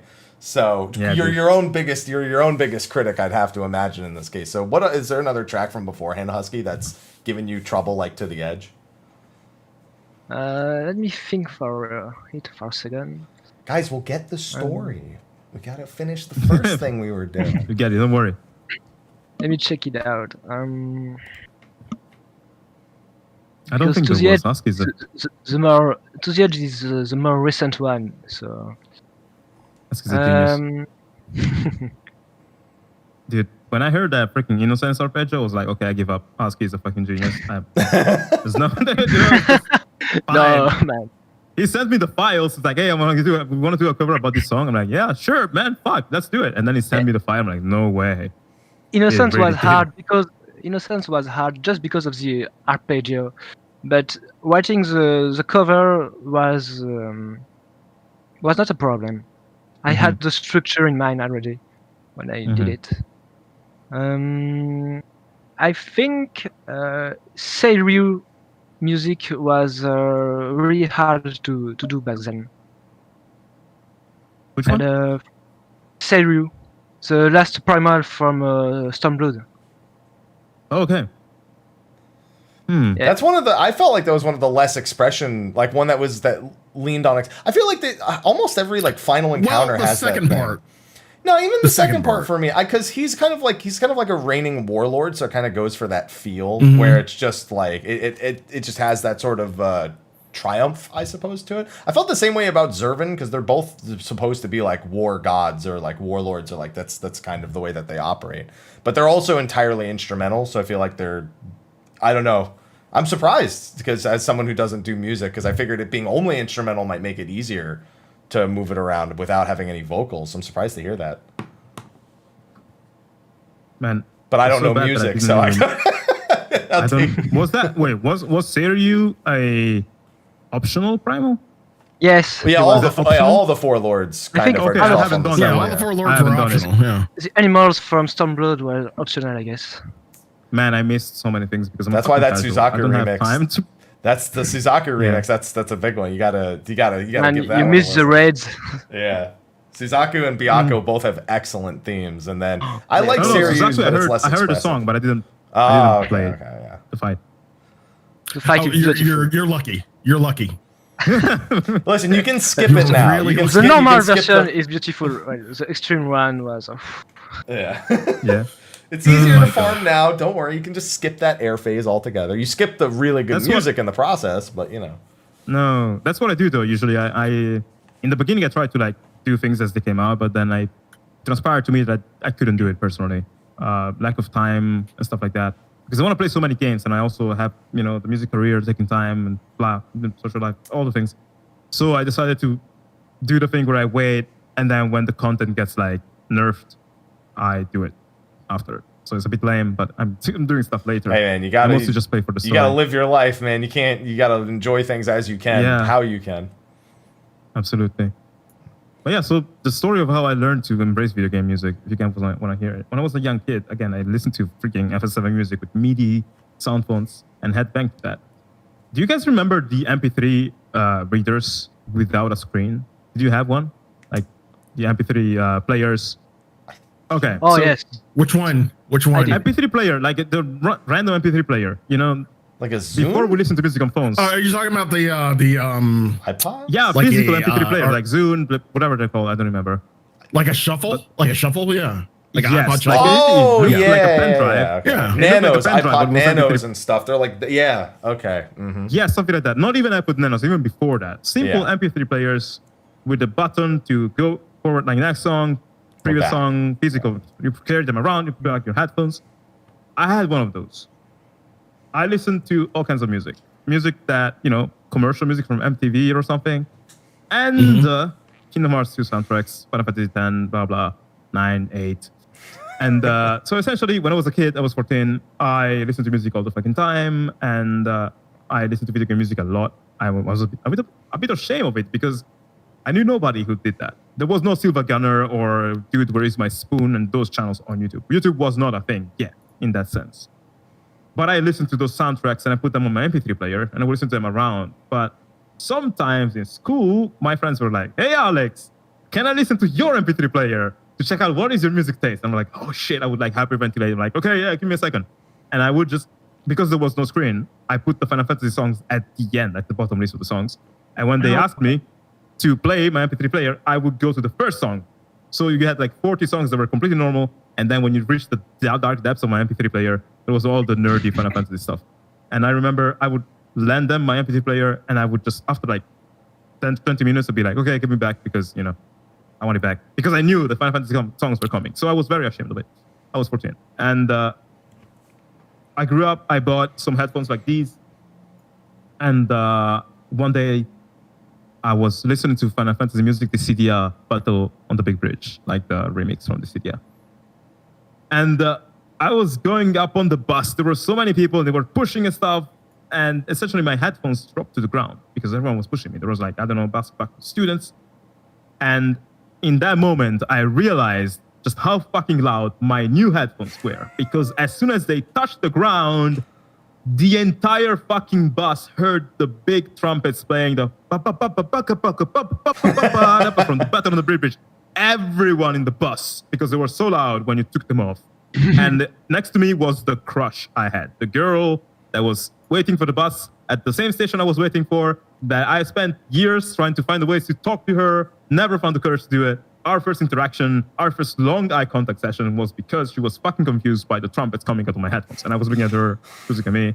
And yeah, in that moment, like literally all the school realized, what the fuck? These guys listen to fucking nerd music. What is that? Mariachi, trumpets, blah, blah.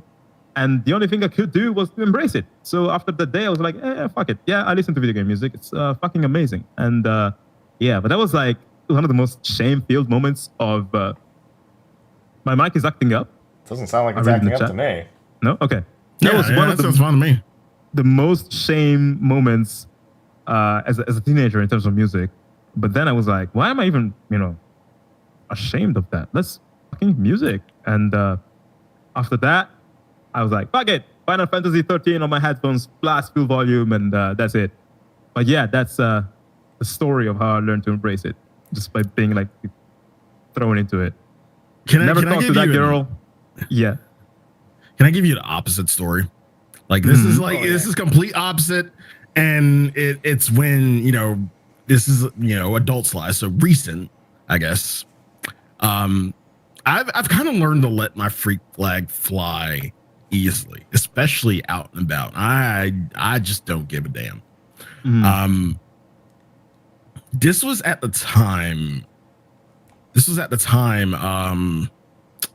Omega came out. Like Omega, like the fight, that tier came out, and we first heard Escape, right? Yeah. Right. And so I wanted to listen to that shit all the time. And so like this would be like when I'm driving, and this was when I was driving out. That's dope. And I was just going to pick up food and everything. And I live in North Carolina, so you like it like people have eclectic taste in that. I understand that. Like of course I do. And this was at like evening? Yeah, it was evening. And I'm like going to get some food, going to get some takeout, whatnot, go back home. And of course I pull up to the light, and I have the song pulled up from YouTube. Like, so it's full blast. Yeah. And I am sandwiched between two cars. Like there are cars on both sides of me, like two lanes. And I'm just doing this shit full blast. There's like one is like a family. And the funny thing was the mom was just vibing. The mom was like vibing. They're like the kids were kind of like vibing. The mom was like kind of really fucking vibing. The other car was like a couple, and they were just, they like, because I kind of had my window down a little bit too. so they could really hear. And the other one was a couple. It was a black couple too. Wow. And he was like, yeah. And that was like a moment of. That's freaking amazing. That's amazing. And that's why I'm like not afraid at all to just let it fly. Like anywhere I go, like I will be bump. I could bump anything from like anime music to 14 to anything in my Spotify and just go with it. And even when I was younger, I just let it fly too. That's good. Honestly, I think people. I don't think people like judge too much if you're just embracing it. Like if they see that you embrace it, you're like, it's actually some very cool shit. They're gonna be like, well, maybe that's so cool shit. If you're like, oh no, please don't judge me, they feel like you did something wrong because that's what you're telling them with your behavior. So you embracing it is actually a very good thing. That's cool, man. Yeah, that's like when I'd be embarrassed when I'd be watching like SpongeBob and they do something really weird and my parents would walk in and be like, and then they'd be like, "You all right?" And see, another thing, like I went when I was younger, I went to a predominantly black high school, and one of my favorite soundtracks at the time was the Macross Plus soundtrack. And there was one song called Pulse that was just like my go-to song, and I listened to it. That was my favorite song, so I listened to it in high school, and everybody loved the shit out of it. Like these are hip hop fanatics. And they heard that, and they fucking loved it. Like I put that on blast every time. So yeah. Well, to move away from video game music for a second, I feel like hip hop's very inspired by a lot of different music genres. We hear a lot of hip hop, so that actually doesn't surprise me that much because the variety across hip hop and rap is just it's taken a life of its own, especially since I was a kid. Right. That's true. That's a good point, actually. I never thought about that. I never thought about that. I think like you have a very good understanding of music. Happy, like I think so. I just listen to things. It's like food. I know how food tastes. I know how music sounds. Yeah, exactly. Same here. That's all there really is to it to me. And I either enjoy it or I don't, and that's the end of it for me. It seems like you, Happy, are someone who figures out stuff. Like you can reverse engineer or figure out things, and then explain people, and bring them together. Well, Sly is like this infectious, man, so like great vibes, and people can maybe are drawn to you because they feel great around you. I totally understand what you're. No, but you're also telling me stories and stuff. That voice. I totally understand what you guys. Sly, it's the voice. We've been over this already today. It's that station WSLY. Friday and Saturday night jamming out to the 70s and 80s of Japan voice.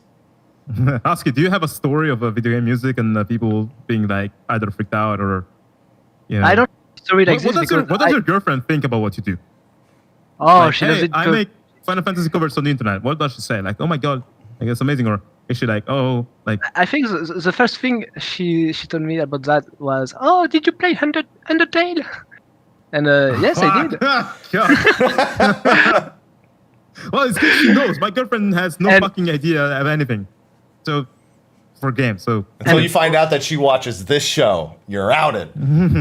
Yeah, where I live, girls who play Undertale are so rare.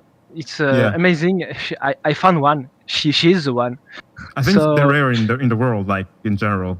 To be honest. Yeah. So she enjoyed it, and she always liked Mega Man music too. Even so, she didn't play Mega Man. And thanks to that, I made her play FF14. Thanks to the Red Panda plush. Wait, I got it right here. Oh my god! All right, you really bought a plush. Here we go. Convince the girl to play. That's amazing. She loves the Red Panda, so I got her this, and I showed her the Red Panda I had in game. So she fell in love with it, and she started to play thanks to this. This is amazing. She's like, oh, cute pet game, and then freaking and MSL happened. Exactly. However, I never could make her turn into a Lalafell, and this is terrible. No bueno. No, you're Team Lala, aren't you? What? Yeah. You're a Lala, Team aren't Lala. you? Yeah. Yeah. He's thinking about it. Am I a Lalafell? Am I like, Yeah, deep questions. I'm a- Am I a Lalafell? What I is was right? I was human before, and I went Lalafell. I think 3 months ago. Did you I lose always- a bet? No, I always wanted to do it, and I finally embraced it, and Okay. it was the best decision of my FF14 player. Yeah. life. I think your Lala looks great. But Yeah. honestly, the animations of the Lalafell are amazing. Mhm. I love jumping around and tanking, play Dark Knight and Warrior as a Lalafell. It's it's wonderful, really. That's man. if I was like a paladin, I would have definitely done the Lalafell, just because of the Yeah. contrast. I have the frog hat on now, so as far as I'm concerned, I'm a frog, not a Lalafell. I saw it. Yeah. That's cool. Excellent. See, I don't have a story like that with video game music because I always listen. I'd say, especially in the way 2020's gone, I like to appreciate that I grew up in a very diverse and accepting area. That just like we had every walk of life pretty much where That's I cool. grew up. So I was exposed to all types of music and tons of people who liked video games, and then it's every type of person that you can imagine, every quintessential like I guess genre of like high school, in any sort of like depiction in media. Like it was that, but without anyone hating each other or like mass bullying or Wow. anything like that. Yeah. Sounds like Mhm. utopia. Where I live, no, there's no way that's gonna happen. Yeah. But So like that's great, man. we'd have like, you'd have the tables and lunch, and some people would be on their Game Boys or PSPs on one table, and they'd see the other table was like, and then you'd like have people like cross like just then be like, what are you guys doing? What are you guys like? That was really common. So Dude, and we we had need a to be more video like that, game honestly. club, like so we had some people coming to play Smash, some people coming to play DDR. So it was just such a super normal thing that it was never like a point where I had an embarrassing or like a coming to acceptance moment. There was I never a think we point need- where it wasn't acceptance. We need to be more like that globally. Like, dude, when FF7 remake came out, I started seeing this increasing trend of people making war because Tifa is the one, Aerith is the girl for Cloud, and like you take a side and then you just shit on each other. And I'm like, wait a second, and that's actually when you can just joke about it, but people really just get fucking negative and call each other names and call Tifa a whore and stuff. I'm like, bro, that's a video game. Like, if we cannot even be peaceful towards each other when choosing our waifu in video games, how can we be peaceful to each other in life? Or if you cannot, That is the You know- $1 million question. yeah.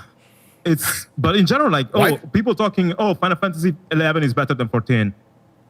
Like, why? Like, it's one thing to express. I your feel like taste you've been and reading just the be like, comments on the announcement that you guys were going to be on the show.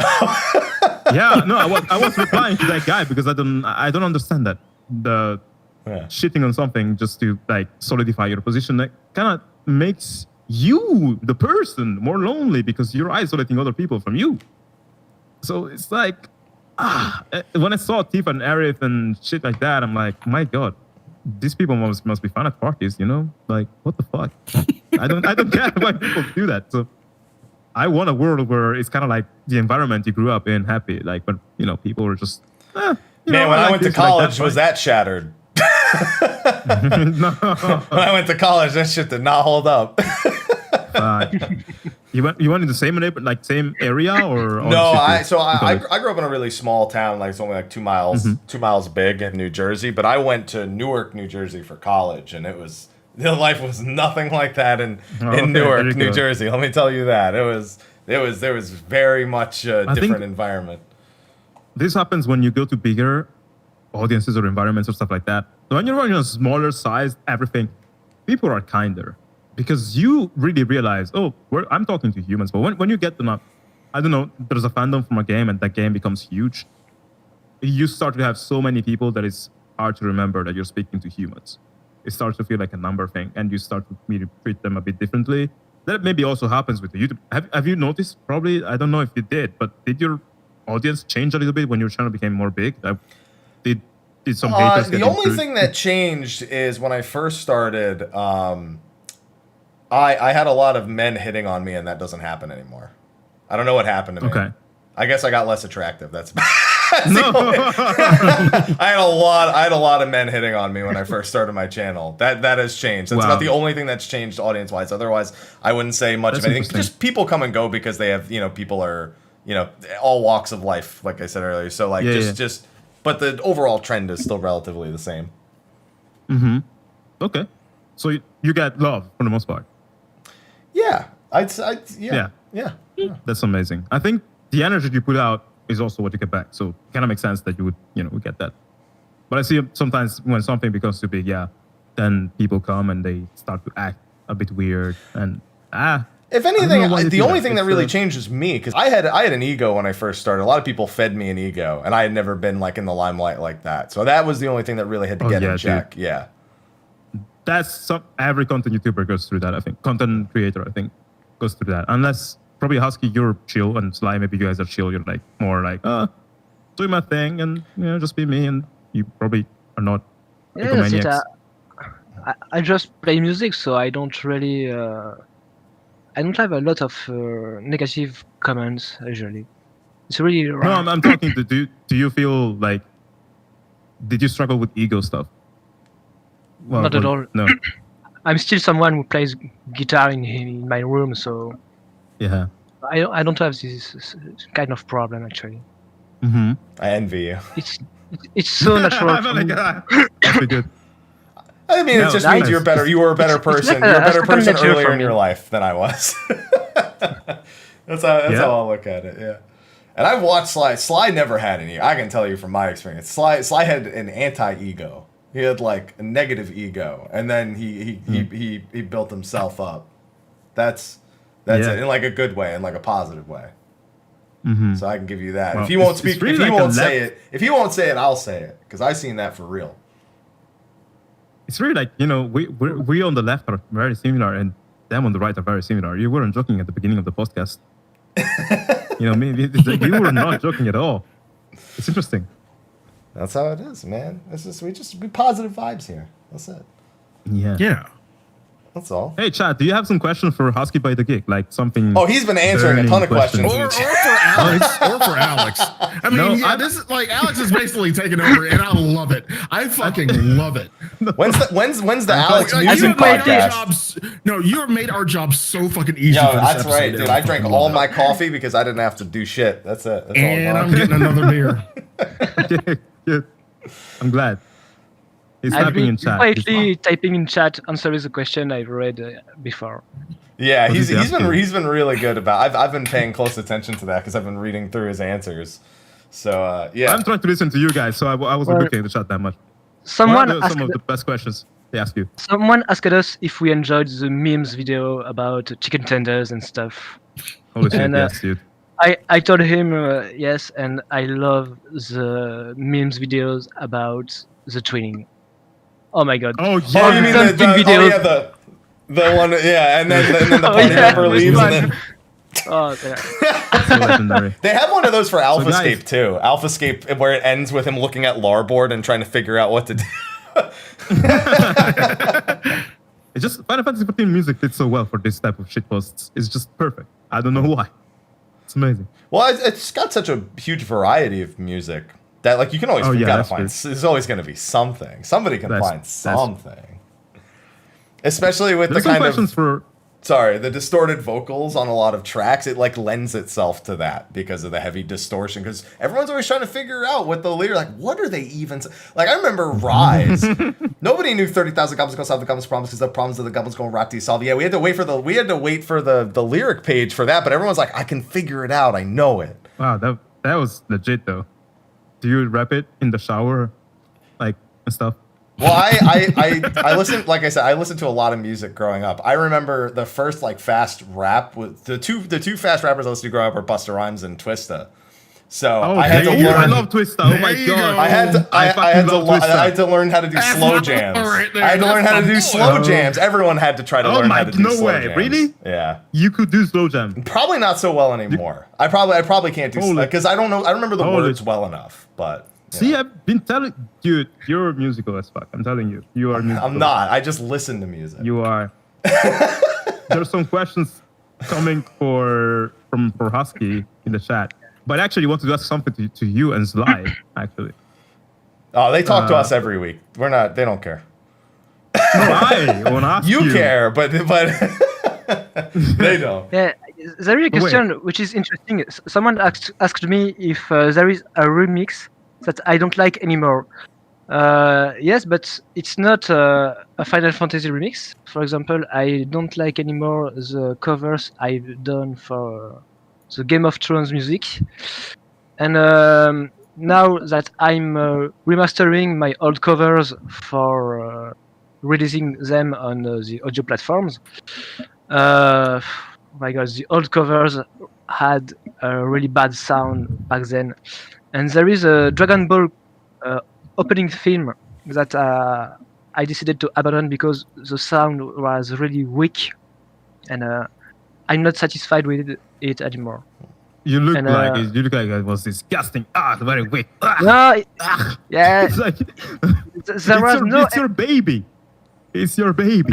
I did this one 6 years ago, and when I listen to it now, there is no energy. It wasn't good back then. And what about you, Ibex? Are there some music you don't like that you wrote before? No, because when I listen, no. No. See, okay, egomaniacs on the left. There we go. No, I've been doing it in a way like everything was perfect, dude. Every song I put out, the day I put it out, I'm like, this thing I did in this, this thing that I did sucked, and I should do it better in the next song. But overall, it was okay. You know, there's always something that I'm like, okay, I failed on this one. Like for the Armored Funk track, when I put it out, I was like, okay, people are gonna hate it because it's too it's too confusing. It's like 2.5 minutes of bass taking over for 2.5 minutes, and I'm doing so many different things that probably people are gonna be like, what the fuck? It's so cacophonic and weird. And I was like, maybe next time I'm gonna do it better, you know? So every time I put out something, there's something I'm like, okay, that wasn't that good, but overall it's an okay song. And when I listen to my old songs, they're not as good as the new ones, obviously, but I am transported to how I was feeling when I was composing those. So rather than be like, oh, this is bad, I am like, oh, that was cute, you know, that I was so naive and I thought that was the best shit ever, but actually no. But it felt good to make it. And I don't know, I just feel nostalgic. So to me personally, I'm like, that's cute. That's nice. I'm a nurturing type of person. You're nurturing your younger self, like your young Yeah, child. Right. But that's a good I would do idea. that to everybody, though. Yeah. You know, if someone sends me the song, I'm not gonna be like, "Hey, what the fuck? This is no." I'm gonna be like, "Okay, you need to improve," but no, it's nice, you know. So yeah, it was not. No, I'm the best. No, absolutely. No, It's just no. It was just the power of the no. Like no. Sorry. No. That's the no fucking way, bruh. No, I wanted to ask you, Sly and Happy, if you could play an instrument, like, you know, anyone into any instrument in the world, which one would you like to play? Okay, I'm gonna give you a little bit of history. I played treble and bass clef baritone in middle and high school band. If I could play any instrument, it would be piano. Interesting. That's a pretty good one. Very, very universal, very emotional too. But it can be also freaking, you know, hardcore and jazzy. Yeah. I think maybe you would like to do more jazzy songs on piano or something. Oh, definitely. Yeah. What about you, Happy? So I guess I don't know. I'm terrible with classifications. Let me lean in. But tell me, maybe you can tell me a song. There's an instrument. Yeah, well, so here's the thing. I guess my direct answer is the harmonica. That's the number one, to get like a good sound out of a harmonica. Ooh, interesting. Right, Blues Traveler. All right. Yeah. So, but the thing is, so the reason why it's even the harmonica, it's twofold. I actually come from a family that actually has some of a music background. Some of my family members were in a musical band called the Knickerbockers.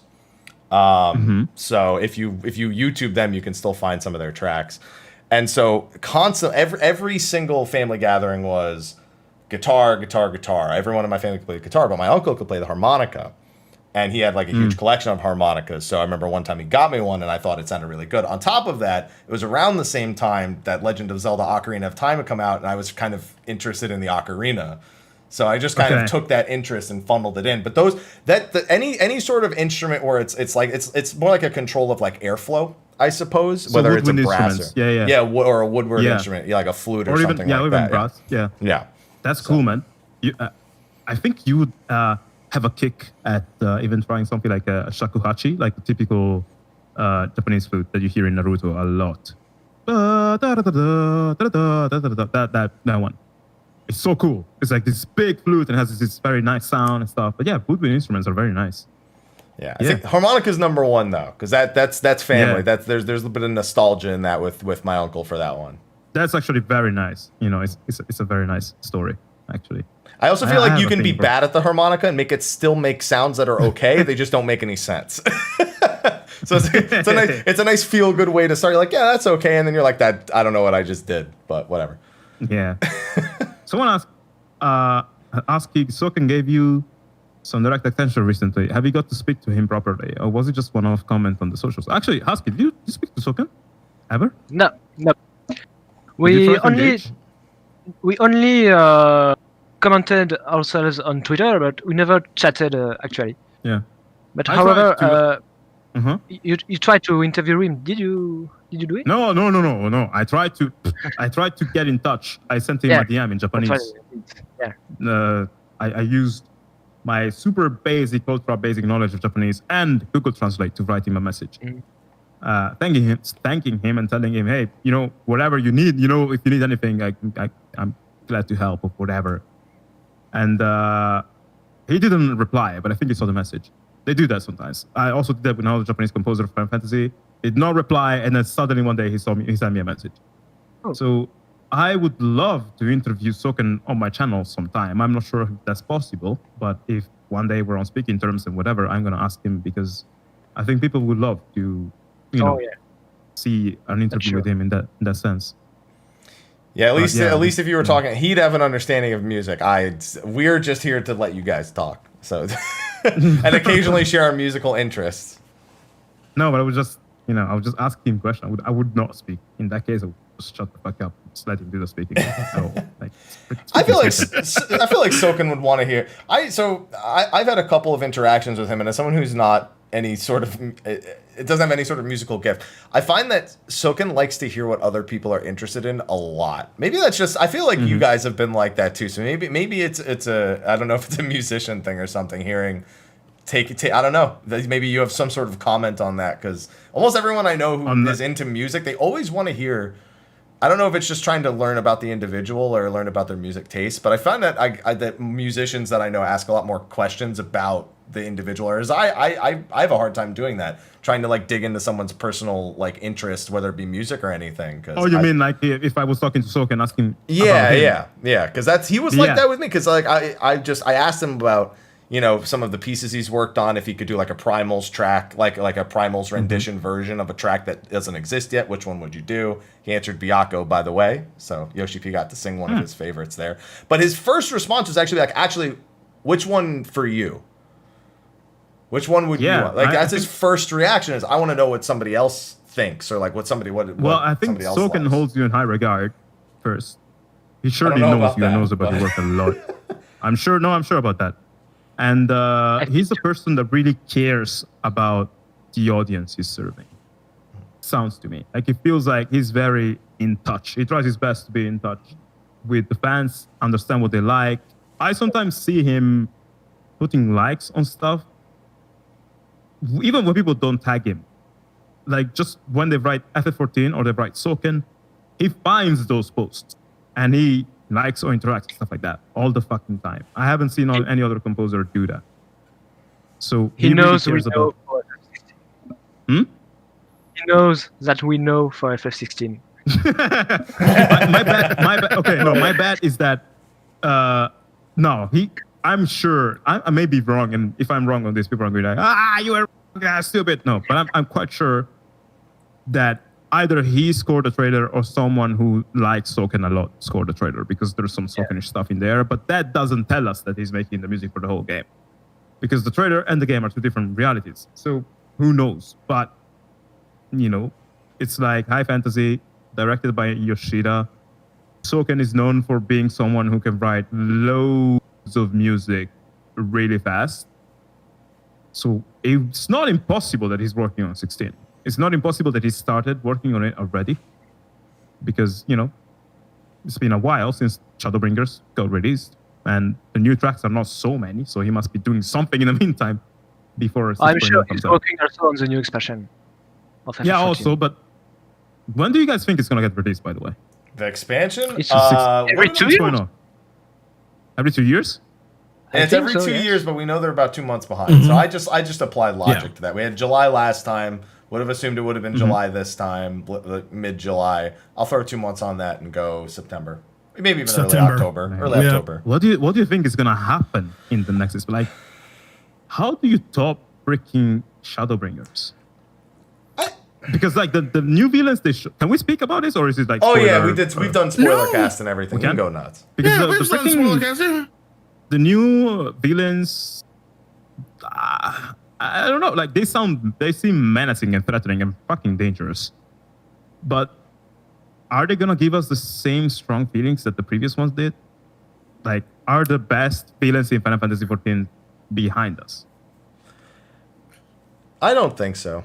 We don't know a lot about Van Daniel, but it just seems at the crazy. same time, it is crazy. We don't know a lot about Van Daniel, but at the same time, there's Garlemald. Like, oh yeah, bro, that's why I want Basja. I need Basja. I need it. I mean, yeah, we'll have Basja now, but Garlemald, like Garlemald proper, like us in Garlemald, like we are there in the middle of a war of succession, like that shit. That's true. That's exciting. You're thinking what's right in front of us. I'm not even thinking about that, because Garlemald is pretty much taking care of itself. All that's left is like rogue legions that are all crazy in their own right. The fourth is gonna summon like beasts out of like just constantly. We already saw Dramlik. The seventh is led by super creepy children watch me work out guy, and I'm just and drink milk. Yeah, and drink milk. And then you have Xenos, who's got the capital under his thumb right now and doing his own thing. They're all the ones that are left. They're just absolutely nutty and can do whatever they want. But I'm already thinking of, there's still 2 dragons. We don't know what they're doing right now. There's Azdaja and Vertra, so their tales are still largely left unknown. And then there's the entire New World. New World, very big T. Yeah, where Blue Mage comes from. Blue Mage is an art that comes from the New World. Basically, the Native American equivalent of on the other side of the world is what teaches Blue Mage, yeah. Wow, exactly. We still haven't finished with Hydaelyn and Zodiac, too. Yeah, we got to finish that first, yeah. And then there's the Dragon Star and whose side are you guys on? Like, what do you think? Are you... Okay, if I have to ask this, like, the question, like, if I would say, would you root for the Asians, or would you root for the characters, the science? Bro, I want to win. So hard. You want to win. Okay, no, but if you were external, if it's, you're not. I mean, I'm alive now. That's how I look at it. I'm alive now. We can't. 12,000 years ago is too long. I really don't have an alliance. I really don't have an alliance with we really don't have an alliance with the Asians anyway. They fucked it up. They fucked it up. I really I'm my own man. I'm my own man. I do what the fuck I want when the fuck I want to. That's they're gonna write it in like you're gonna side with the science. Like, no, that's your shit. But me, I'm my own man. I do whatever the fuck I want. Fuck the science, fuck the Asians. I'm my own man. You can't control me. You're the warrior of flag, you're overpowered, that's it. You ain't my mama. Some might say the legacy of the crystals has ruled our realm for far too long. Some might say that. Yeah. Stop it. You're fucking terrible, Happy. You're fucking terrible. I do not subscribe to that theory, just to be clear. I do not subscribe to it. Oh, God. I'm just. Wait, what theory? That's Are we that's from the eventually gonna 16 have to get trailer. our- That's from the 16 Wait, what? trailer. Are we gonna? Yeah, I know. But do you Yeah, think but that people they're think it's a connected to shard, or 14? like it's connected to 14's worlds. That's like the common. Oh thing. yeah. Yeah. Well, wait, let's remember. You said the week before 16 reveal, you said there's no way Yoshida is directing this, and then I was correct. He is not directing it. As a fan, I would. Shut up. Come on. It That's creeps what he its said, right? ugly fucking head again every week. Oh my god. Yeah. I feel like are we gonna have to get Larry on? I feel like we're gonna have to get Larry on at some point. To talk about this. God damn it. Man. Yeah, I just want to beat up big bad primals and listen to jams. That's it. Mm. They tell me I'm No, moving next forward. I'm expansion, moving no, forward. it's gonna be the last Icons. one. They are icons. Well, no, I was talking about 14 slide, but if you would like to take us down, I mean, to be fair, I guess it's still 14 if we're Allegan or Yeah, Garland. exactly. Ass. We're gonna see. My one question: do you think 14 is how many more expansions do you think 14 As is many gonna as have? they make money. They don't stop. They're I never agree. gonna stop. Totally. Yeah, this is going on. Like, you can't stop this train. 11's getting new story updates leading up to its 20th anniversary right now. There's some new really? music in They there, managed- actually. There's some new music popping up for 11 in the new Ooh. things. Yeah. Okay. They released an Good to know. album, I think, like a year ago, which was their Rhapsodies tracks, which is some of their new stuff that they've been working on. Yeah, you can't I stop gotta check this it out. train. 11 was one that I lost. I didn't play it. Sadly. No, trust me, you didn't. And now I You, feel bad. you missed something, but it's. Just It's I listen want to to the try music. it because I love old school MMORPGs, so I might try FF11 someday, I think. Well, it'll probably be like $8 to buy in November. So that's its anniversary time frame. So if you're ever looking for it, that would be. If you only have an hour a day to play, though, you're gonna be playing for years before you get anywhere. I'm gonna warn you that right now. Really? Let me put it Jesus this way: I Christ. did like 12 hours a day for like 4 weeks, and I played it before, so I already knew where most things were and how to go. And I still have to have a wiki page open on the side the entire time, and it still What? took me like 5-6 weeks to actually like get it all done. How do you feel about actually like the fact that your job is playing video games? Like as a streamer, how does it feel to take this passion and then like embody it and make it into a job? What did it give you? What did it take from you and stuff like that? I'm just asking because my best friend is, which kind of reminds me of Sly. Like Sly and my best friend have so many things in common, weirdly. And my best friend is transitioning into this, and he has a day job and stuff like that, but he wants to become a professional streamer. I'm much more impulsive than him, and he's a bit more like, oh, I don't know, blah, blah. But I see it in him. So now I'm kind of getting into streaming and trying to get successful at Twitch so that I can be like, hey, I found out how to do it. Here's how to do it. This is just for you. So I'm like getting into streaming and stuff to then guide him. And so I'm wondering, like, how did streaming change your life personally? Like, did it make it? That like, became a much deeper worse? question the second time you asked it, because it is my life pretty much outside of my girlfriend and my cat. So and then my soon to be whiskey collection. That's that's the things I got. I always like to say I kind of lucked into this. My whole childhood had to be validated in a sense because I did nothing. I had no hobbies outside of video games for a long time. I mean, I listen to music. I like to eat different kinds of foods. I like to explore certain aspects of life. But it always boiled down to stick a video game in front of me and call it a day. You know? Yeah, same. So Same. doing that for a living hasn't changed that much about the way I perceive games or life or anything like that. It's just kind of fulfilled. It's nothing like your family wondering when you're gonna stop playing those damn video games and go play baseball, and then you're like, okay, but now it's my life, so I'm not gonna go play baseball. Imagine trying to explain to your parents, you're like, yeah, I'm gonna not get a normal job and I'm just gonna sit in front of my computer and talk Yeah, to that must people have been about- fucking hard. Yeah, let me tell That you, must my have been parents hard. did not get it. And quite frankly, my entire family still Probably doesn't, don't. but they know what I'm doing, and they know it works. Exactly. Yeah. Exactly. So that's I mean, it just was a lifelong. It's weird when you put two things in your third grade yearbook that say when you grow up you're going to be a secret agent or play video games, and I kind of feel like I've gotten 1.5 ways through that. That's cool. That's so cool. Yeah. But yeah, if it makes you guys feel any better, I have the same with my So parents. I caught the half. He's like, wait, half? What's that? Yeah. Did the secret agent thing happen? Like, what Bro, when the you got to fuck? keep NDAs, you feel like a secret agent. It's a secret, yeah. Yeah. It's probably. It's not supposed to say that. When you got to keep NDAs for like game releases and stuff. You know how much of a secret agent it feels like when you play Final Fantasy VII Remake a week early and you have to tell everyone, yeah, man, I can't wait till it comes out. Holy shit. Yeah. You feel like a fucking secret agent, all right? That must have been the best thing ever, honestly. It was actually really hard because I was like, I kind of just want to play it when it goes live, but I'm not going to miss this. Dude, FF7 Remake, man, like, again, my biggest dream is making music for Final Fantasy, right? Yeah, you can do it. I used to work in film music professionally and with some labels and stuff. And a friend of mine who manages a label one day contacts me. It was like October. He's like, hey, guess who just contacted us for a job for a trailer song? And I don't know. Well, it's freaking, Sony, they want a custom trailer. I don't remember if it was Sony or Square Enix. They want a custom trailer for Final Fantasy VII Remake. They want a custom music. And I'm like, holy shit, guys. Wow, congrats. It's amazing. I'm so happy for you. And it's like, no, I'm telling you because I wanted to do the job. Like, what? And he asked me to do a proposal for the trailer music in FF7 Remake. They asked for a trailerized version of the battle theme. Literally the battle theme, just trailerized. And I was like, holy shit, this is the moment I've been waiting for.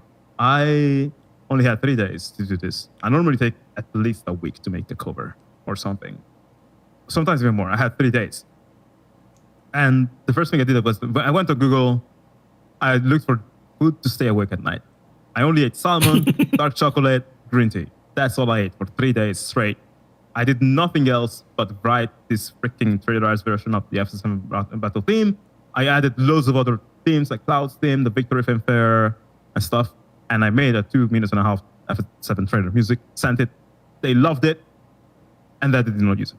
The trailer did not come to pass. But they freaking loved it. And it was one of the, the most hype moments for me as a composer. I did not publish it, but if you want, guys, I can send it to you. Because no one used it, so whatever the fuck. But I got close. That was a cool moment. And I'm like, okay, maybe next time. But yeah, when I think about FF7 Remake, I'm like, Remember, there's part 2. Division 3. Part if 2. you need someone to help with Final Fantasy 16 music, There's part 2. we've got 2 gentlemen here who are quite talented, I would say. Husky would be great on Yes. FF14, I think. It would be good to have a primal theme written by Husky or something, or remixed. That'd be great. I think people would sleep over. I would love if they used remix themes for Unreal. Oh yeah. That would be so good if they use remix themes for Unreal, because it's still the same fight, but it's Unreal. So I would like a twist to the music too. That would be nice. I agree, and they have a lot of remixes to use anyway. Like if they wanted to do that too, They sure they do. have Husky. And if That they would don't, be Husky can make more of them. Yeah. Yeah. Yeah, dude. Now that's what I call Final Fantasy 37. They have used a primal cover for a dungeon for the last boss of the Twinning. Actually, it's the primal version. Use the primal cover. Yeah, You mean? from Allandra. For Alexander, yeah. Oh yeah. That's the Locust Primals remix. Yeah. They use it in Ultimate also for Phase 1. It's the same one. Oh, That's God. cool. Ultimate music. Just making me think of Mobius Orchestral again. We already talked about that earlier. Yeah. All right. Well, gentlemen, I'm glad that we've had this conversation. As expected, it was Yeah. longer than 2 hours long. Yeah, already. It's been a pleasure. fuck? It's been It has been I'm Thanks sure we could continue on, but I know that it's been a long show. It's been a fun show, and if we don't stop Yeah. at some point, we won't. I'm sure. it's been a pleasure to be here. It was very fun. Really, your community is lovely, and you guys are definitely too. So thank you for having me on the show. Thank you both for coming on. It's been an absolute, Yeah, it's been an thank absolute pleasure. Absolutely. So I'm gonna It thank. was my first. What was that, Husky? It was my first live ever, so I was a bit nervous, but it was really great. I enjoyed it a lot, and it's really fun. The people in the chat are really lovely too, and you guys are amazing. So thank you so much. It's a real pleasure. No, you guys are amazing. Oh, It's fight of host versus You're guest. breathtaking. Yeah, you Yeah, no, typed it's it and said it justified. at the exact same moment. You. I can't contain so much kindness. I can't hold. He's gonna explode. I'm gonna But yeah, explode. guys, like a bomb. Thank you so much for having us. Yes, It's been a pleasure. I'm gonna thank my. I'm gonna do one more end of the show sponsory. Then you can tell everyone where they can find you and your Wait, content. I want to say one more thing. Oh, okay. Okay, did that work? Because if not, it was lame. It did. I think. Probably Do you did. have any sort of like clipping protection on your mic by any chance? Because sometimes it like cuts out. I'm wondering if it's going like too high in octave or something, or too high a pitch. Yes, sometimes I do. Like, I don't know. I have some processing and stuff. Oh but wait, yeah, what's happening to my mic? probably. That it only happened like once the whole show until you did that. Then it happened. You said Dio. Oh yeah, Didn't happen yeah. there. I probably have like a yeah. Okay, I get it. Yeah, I do. Yeah, I figured. Mine has. I have it turned off, but I have the same thing. So I have something similar. Yeah. So I know. I know how that Okay. can get when everyone's like, "What happened? Why are you cutting out?" This happens all the time. All right, so let me do a quick sponsor and one more sponsor. Then you can tell them where they can find you at. Do all your shout outs, any closing comments, all the usual mishmash at the end. So with that note, thank you everyone for tuning in to this very special episode of State of the Realm. First ever music-themed episode that we've ever done. And thank you to our sponsors. First of all, Steel Series, mention them at the start of the video. Same deal, 12% discount code, monthly giveaway. You know the gist. Also, thank you to our patrons whose names have been scrolling in the top right the entire time. I have to go through that list and make some adjustments to it. I did have to add a name right before the show because I almost forgot. And it's not updating automatically. Once again, don't know why that happens, but it does. So if your name's up there or it's not up there and it's supposed to be up there, let me know. Also, thank you to our patrons of Darkness, Khuja Cross on Jenova, and Kurenai Oni who have gone above and beyond. And of course, for the pogs in the chat that happen every time I do a sponsor read of any kind. I used to rapid fire all the names, but it was taking like 6 minutes even with the rapid fire. So we had to stop at some point. Like he went straight rap god at some point, and like yeah, That's like he can do it. He can do it. It's the Italian in us. It's the Italian. We can meld words together that aren't supposed to be melded together into we do that. run-on We do sentences. That. Yes. Yeah. So Yes. So thank you to all of our sponsors. And with that, let's wrap up the show. Gentlemen, it's been a pleasure. Now I'm gonna let you two be courteous to each other. Which one of you would like to go first on your outro? Husky, there you go. Obviously, you can find me on YouTube. And great news! No, my covers are coming to audio platforms such as Spotify, Apple Music, Google Play, and Amazon, I think. I'm progressively releasing my old covers, and the first volume, so 22 covers, I think, have been released 3 days ago. And every month I will release another compilation, and all my covers will be there for, I guess, February. So that's it. Thank you very much once again, and you guys are all awesome. Thank you. Yeah, you are too, dude. Definitely. All right, and with that, For me, Alex, you're up. okay. You can find me on. God, there's so many things. Alex Moukala Music. If you're into video game music analysis, and if you want to hear my video game music covers, you can also find them on Spotify at Alex Moukala. However, there's a Alex Moukala 2 on Spotify where you can hear my lo-fi remixes of video game music. If you're a music producer, you can find my channel Alex Moukala Tutorials. It's gonna teach you how to make music like I do. I'm also on Twitter where I share like funky-based videos or just long-winged Megalovania and all kind of nonsense. And I have a Twitch channel where I stream games like Dark Souls, Persona 5 Royale, and stuff.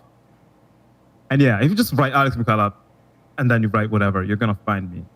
most times if it's nerdy or music things. So yeah, I stream, I play music, just do remixes, analysis, and shit stuff. That's it. You don't That's have to my censor outro. yourself Not 2 like hours into the show. Shit, stuff. Yeah. No, there's no censoring this show. No. No, but that's it. Yeah. Thank you guys for having me and for having Husky. It's very nice that you guys have this show and you bring forth like voices from the community. It's you're doing God's work here, and thank you so much for all the work you've been doing for years for this community. We're all so fucking grateful, even the developers of Final Fantasy 14, obviously. So you guys are quintessential, fundamental, both for Square Enix and for us. So thank you for that. That will be all. Thank you for. I was like, he's got one more thing. I know he's got one more. No, that would be all. No, There you go. it. I waited. The hands closing is the tell. As an Italian, I know. I know this means I'm Yeah. done. All right. Well, Sly, now we have to follow that up. So you're up first. Great. I had to follow that shit up. Fuck. Hi, I'm Sly. You can find me on twitch.tv/Sly, aka Grey Fox, Twitter @SlyTheFox, YouTube.com/Velvet Room, where I've been posting my 13 Sentinels Aegis Rim playthrough, which is, my God, holy fuck. That game. I was not expecting a mystery. I was not expecting mindfucks out of 13 Sentinels. It is so good. If you haven't seen it, go watch it. I would recommend you fucking play it. If you played like Zero Time Dilemma or Zero Escape or the Somnium Files, you will love Aegis Rim 13 Sentinels because it's robots and it's a mindfuck at the same time.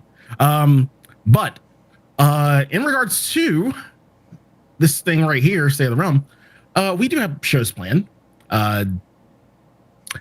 We do have some guests lined up.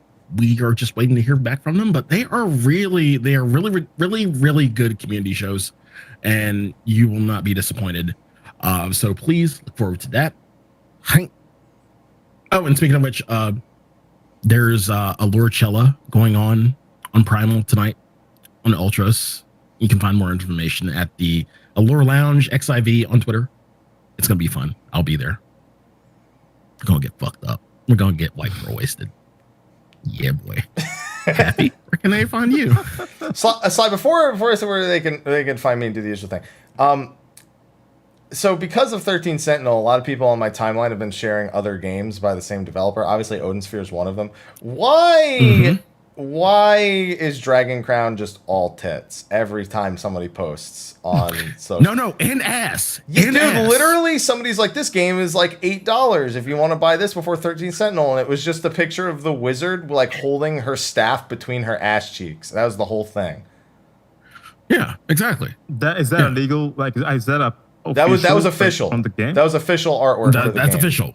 Yeah. Vanillaware pushes the boundaries in terms of assets, both literally and figuratively. Yeah, they push the boundaries in terms of assets. I think that's probably marketing. Yeah, no, I got a feeling it has something to do with marketing. Yeah, I just wanted to ask you about that, Sly. Yeah, the art. Yeah, because I know Sly's definitely played it. I sure have. Is it a good game? What, Dragon's Crown or 13 Sentinels? No, Dragon's Crown. Oh, Dragon's Crown, hell yeah. If you played the original, like if you remember the arcade Dungeons and Dragons game, the beat 'em up, same thing. Oh, okay. Same thing, but better. Interesting. And better looking, actually. Yeah. Yeah, I know. I picked up on you feeling that way about it, Sly. Anyway. You can find me, Mr. Happy127, Twitter, Twitch, Facebook, YouTube, Instagram, all the usual. I don't remember the last time I posted on Instagram. I don't go any place. I don't want to post stuff from my home on Instagram. That's nothing interesting. Post food. Sly, Yeah, I eat. My breakfast has been like a banana and cottage cheese for like 3 days now. All right, what am I posting pictures of realistically? I eat eggs, cereal, or a banana every morning. You can post the pictures you take in Eorzea. That's what every Californian Instagram user does anyway, so you're fine. Yeah, but they usually cook it. You can find me at all those locations. That's it. I put out my tank verses finally. that happened. So that's I saw that. Yeah, I had boy. a really neat looking boy. thumbnail that I felt good about. And then I'm working on a video of what Final Fantasy is to me, as well as a couple of other things. So. Oh, that's Looking forward to Well, that one. I gave you a preview earlier of the Final Fantasy VIII story because that's going to be in there, of like how Yeah. I first saw Final Fantasy and Final Fantasy 7 and 8 and all that. So that's what I'm working on now, and we have a live letter we have a date for our first 5.4 live letter, which is going to be October 9th. So I'm expecting 5.35 will be out on the 6th before that. So fingers crossed because I want my Bajja. So I'll have videos on that and everything as well. But with that, gentlemen, we're going to go into a short post show, unless, of course, you need to go immediately, because I know it's getting very late for both of you at this point. And I appreciate you being up and spending your evenings here. Thank you. Of all places. Thank you both so much. No problem. Let's My go. pleasure. Let's go into a short post show, and thanks everyone for joining us this week. We'll see you next week. Probably gonna do. I'd imagine we'll do Friday again. Well, let's leave it as Friday for now, unless we get a confirmation. We'll leave it at Friday, but yeah. That's our flexible day. Look forward to it. Tuesdays are same time, usual time days. Fridays are flex day. That's how we're doing it. All right. On that note, everyone, thank you for joining us. We'll see you then. Until then, bye bye. Bye, gang. See you next week. Yeah.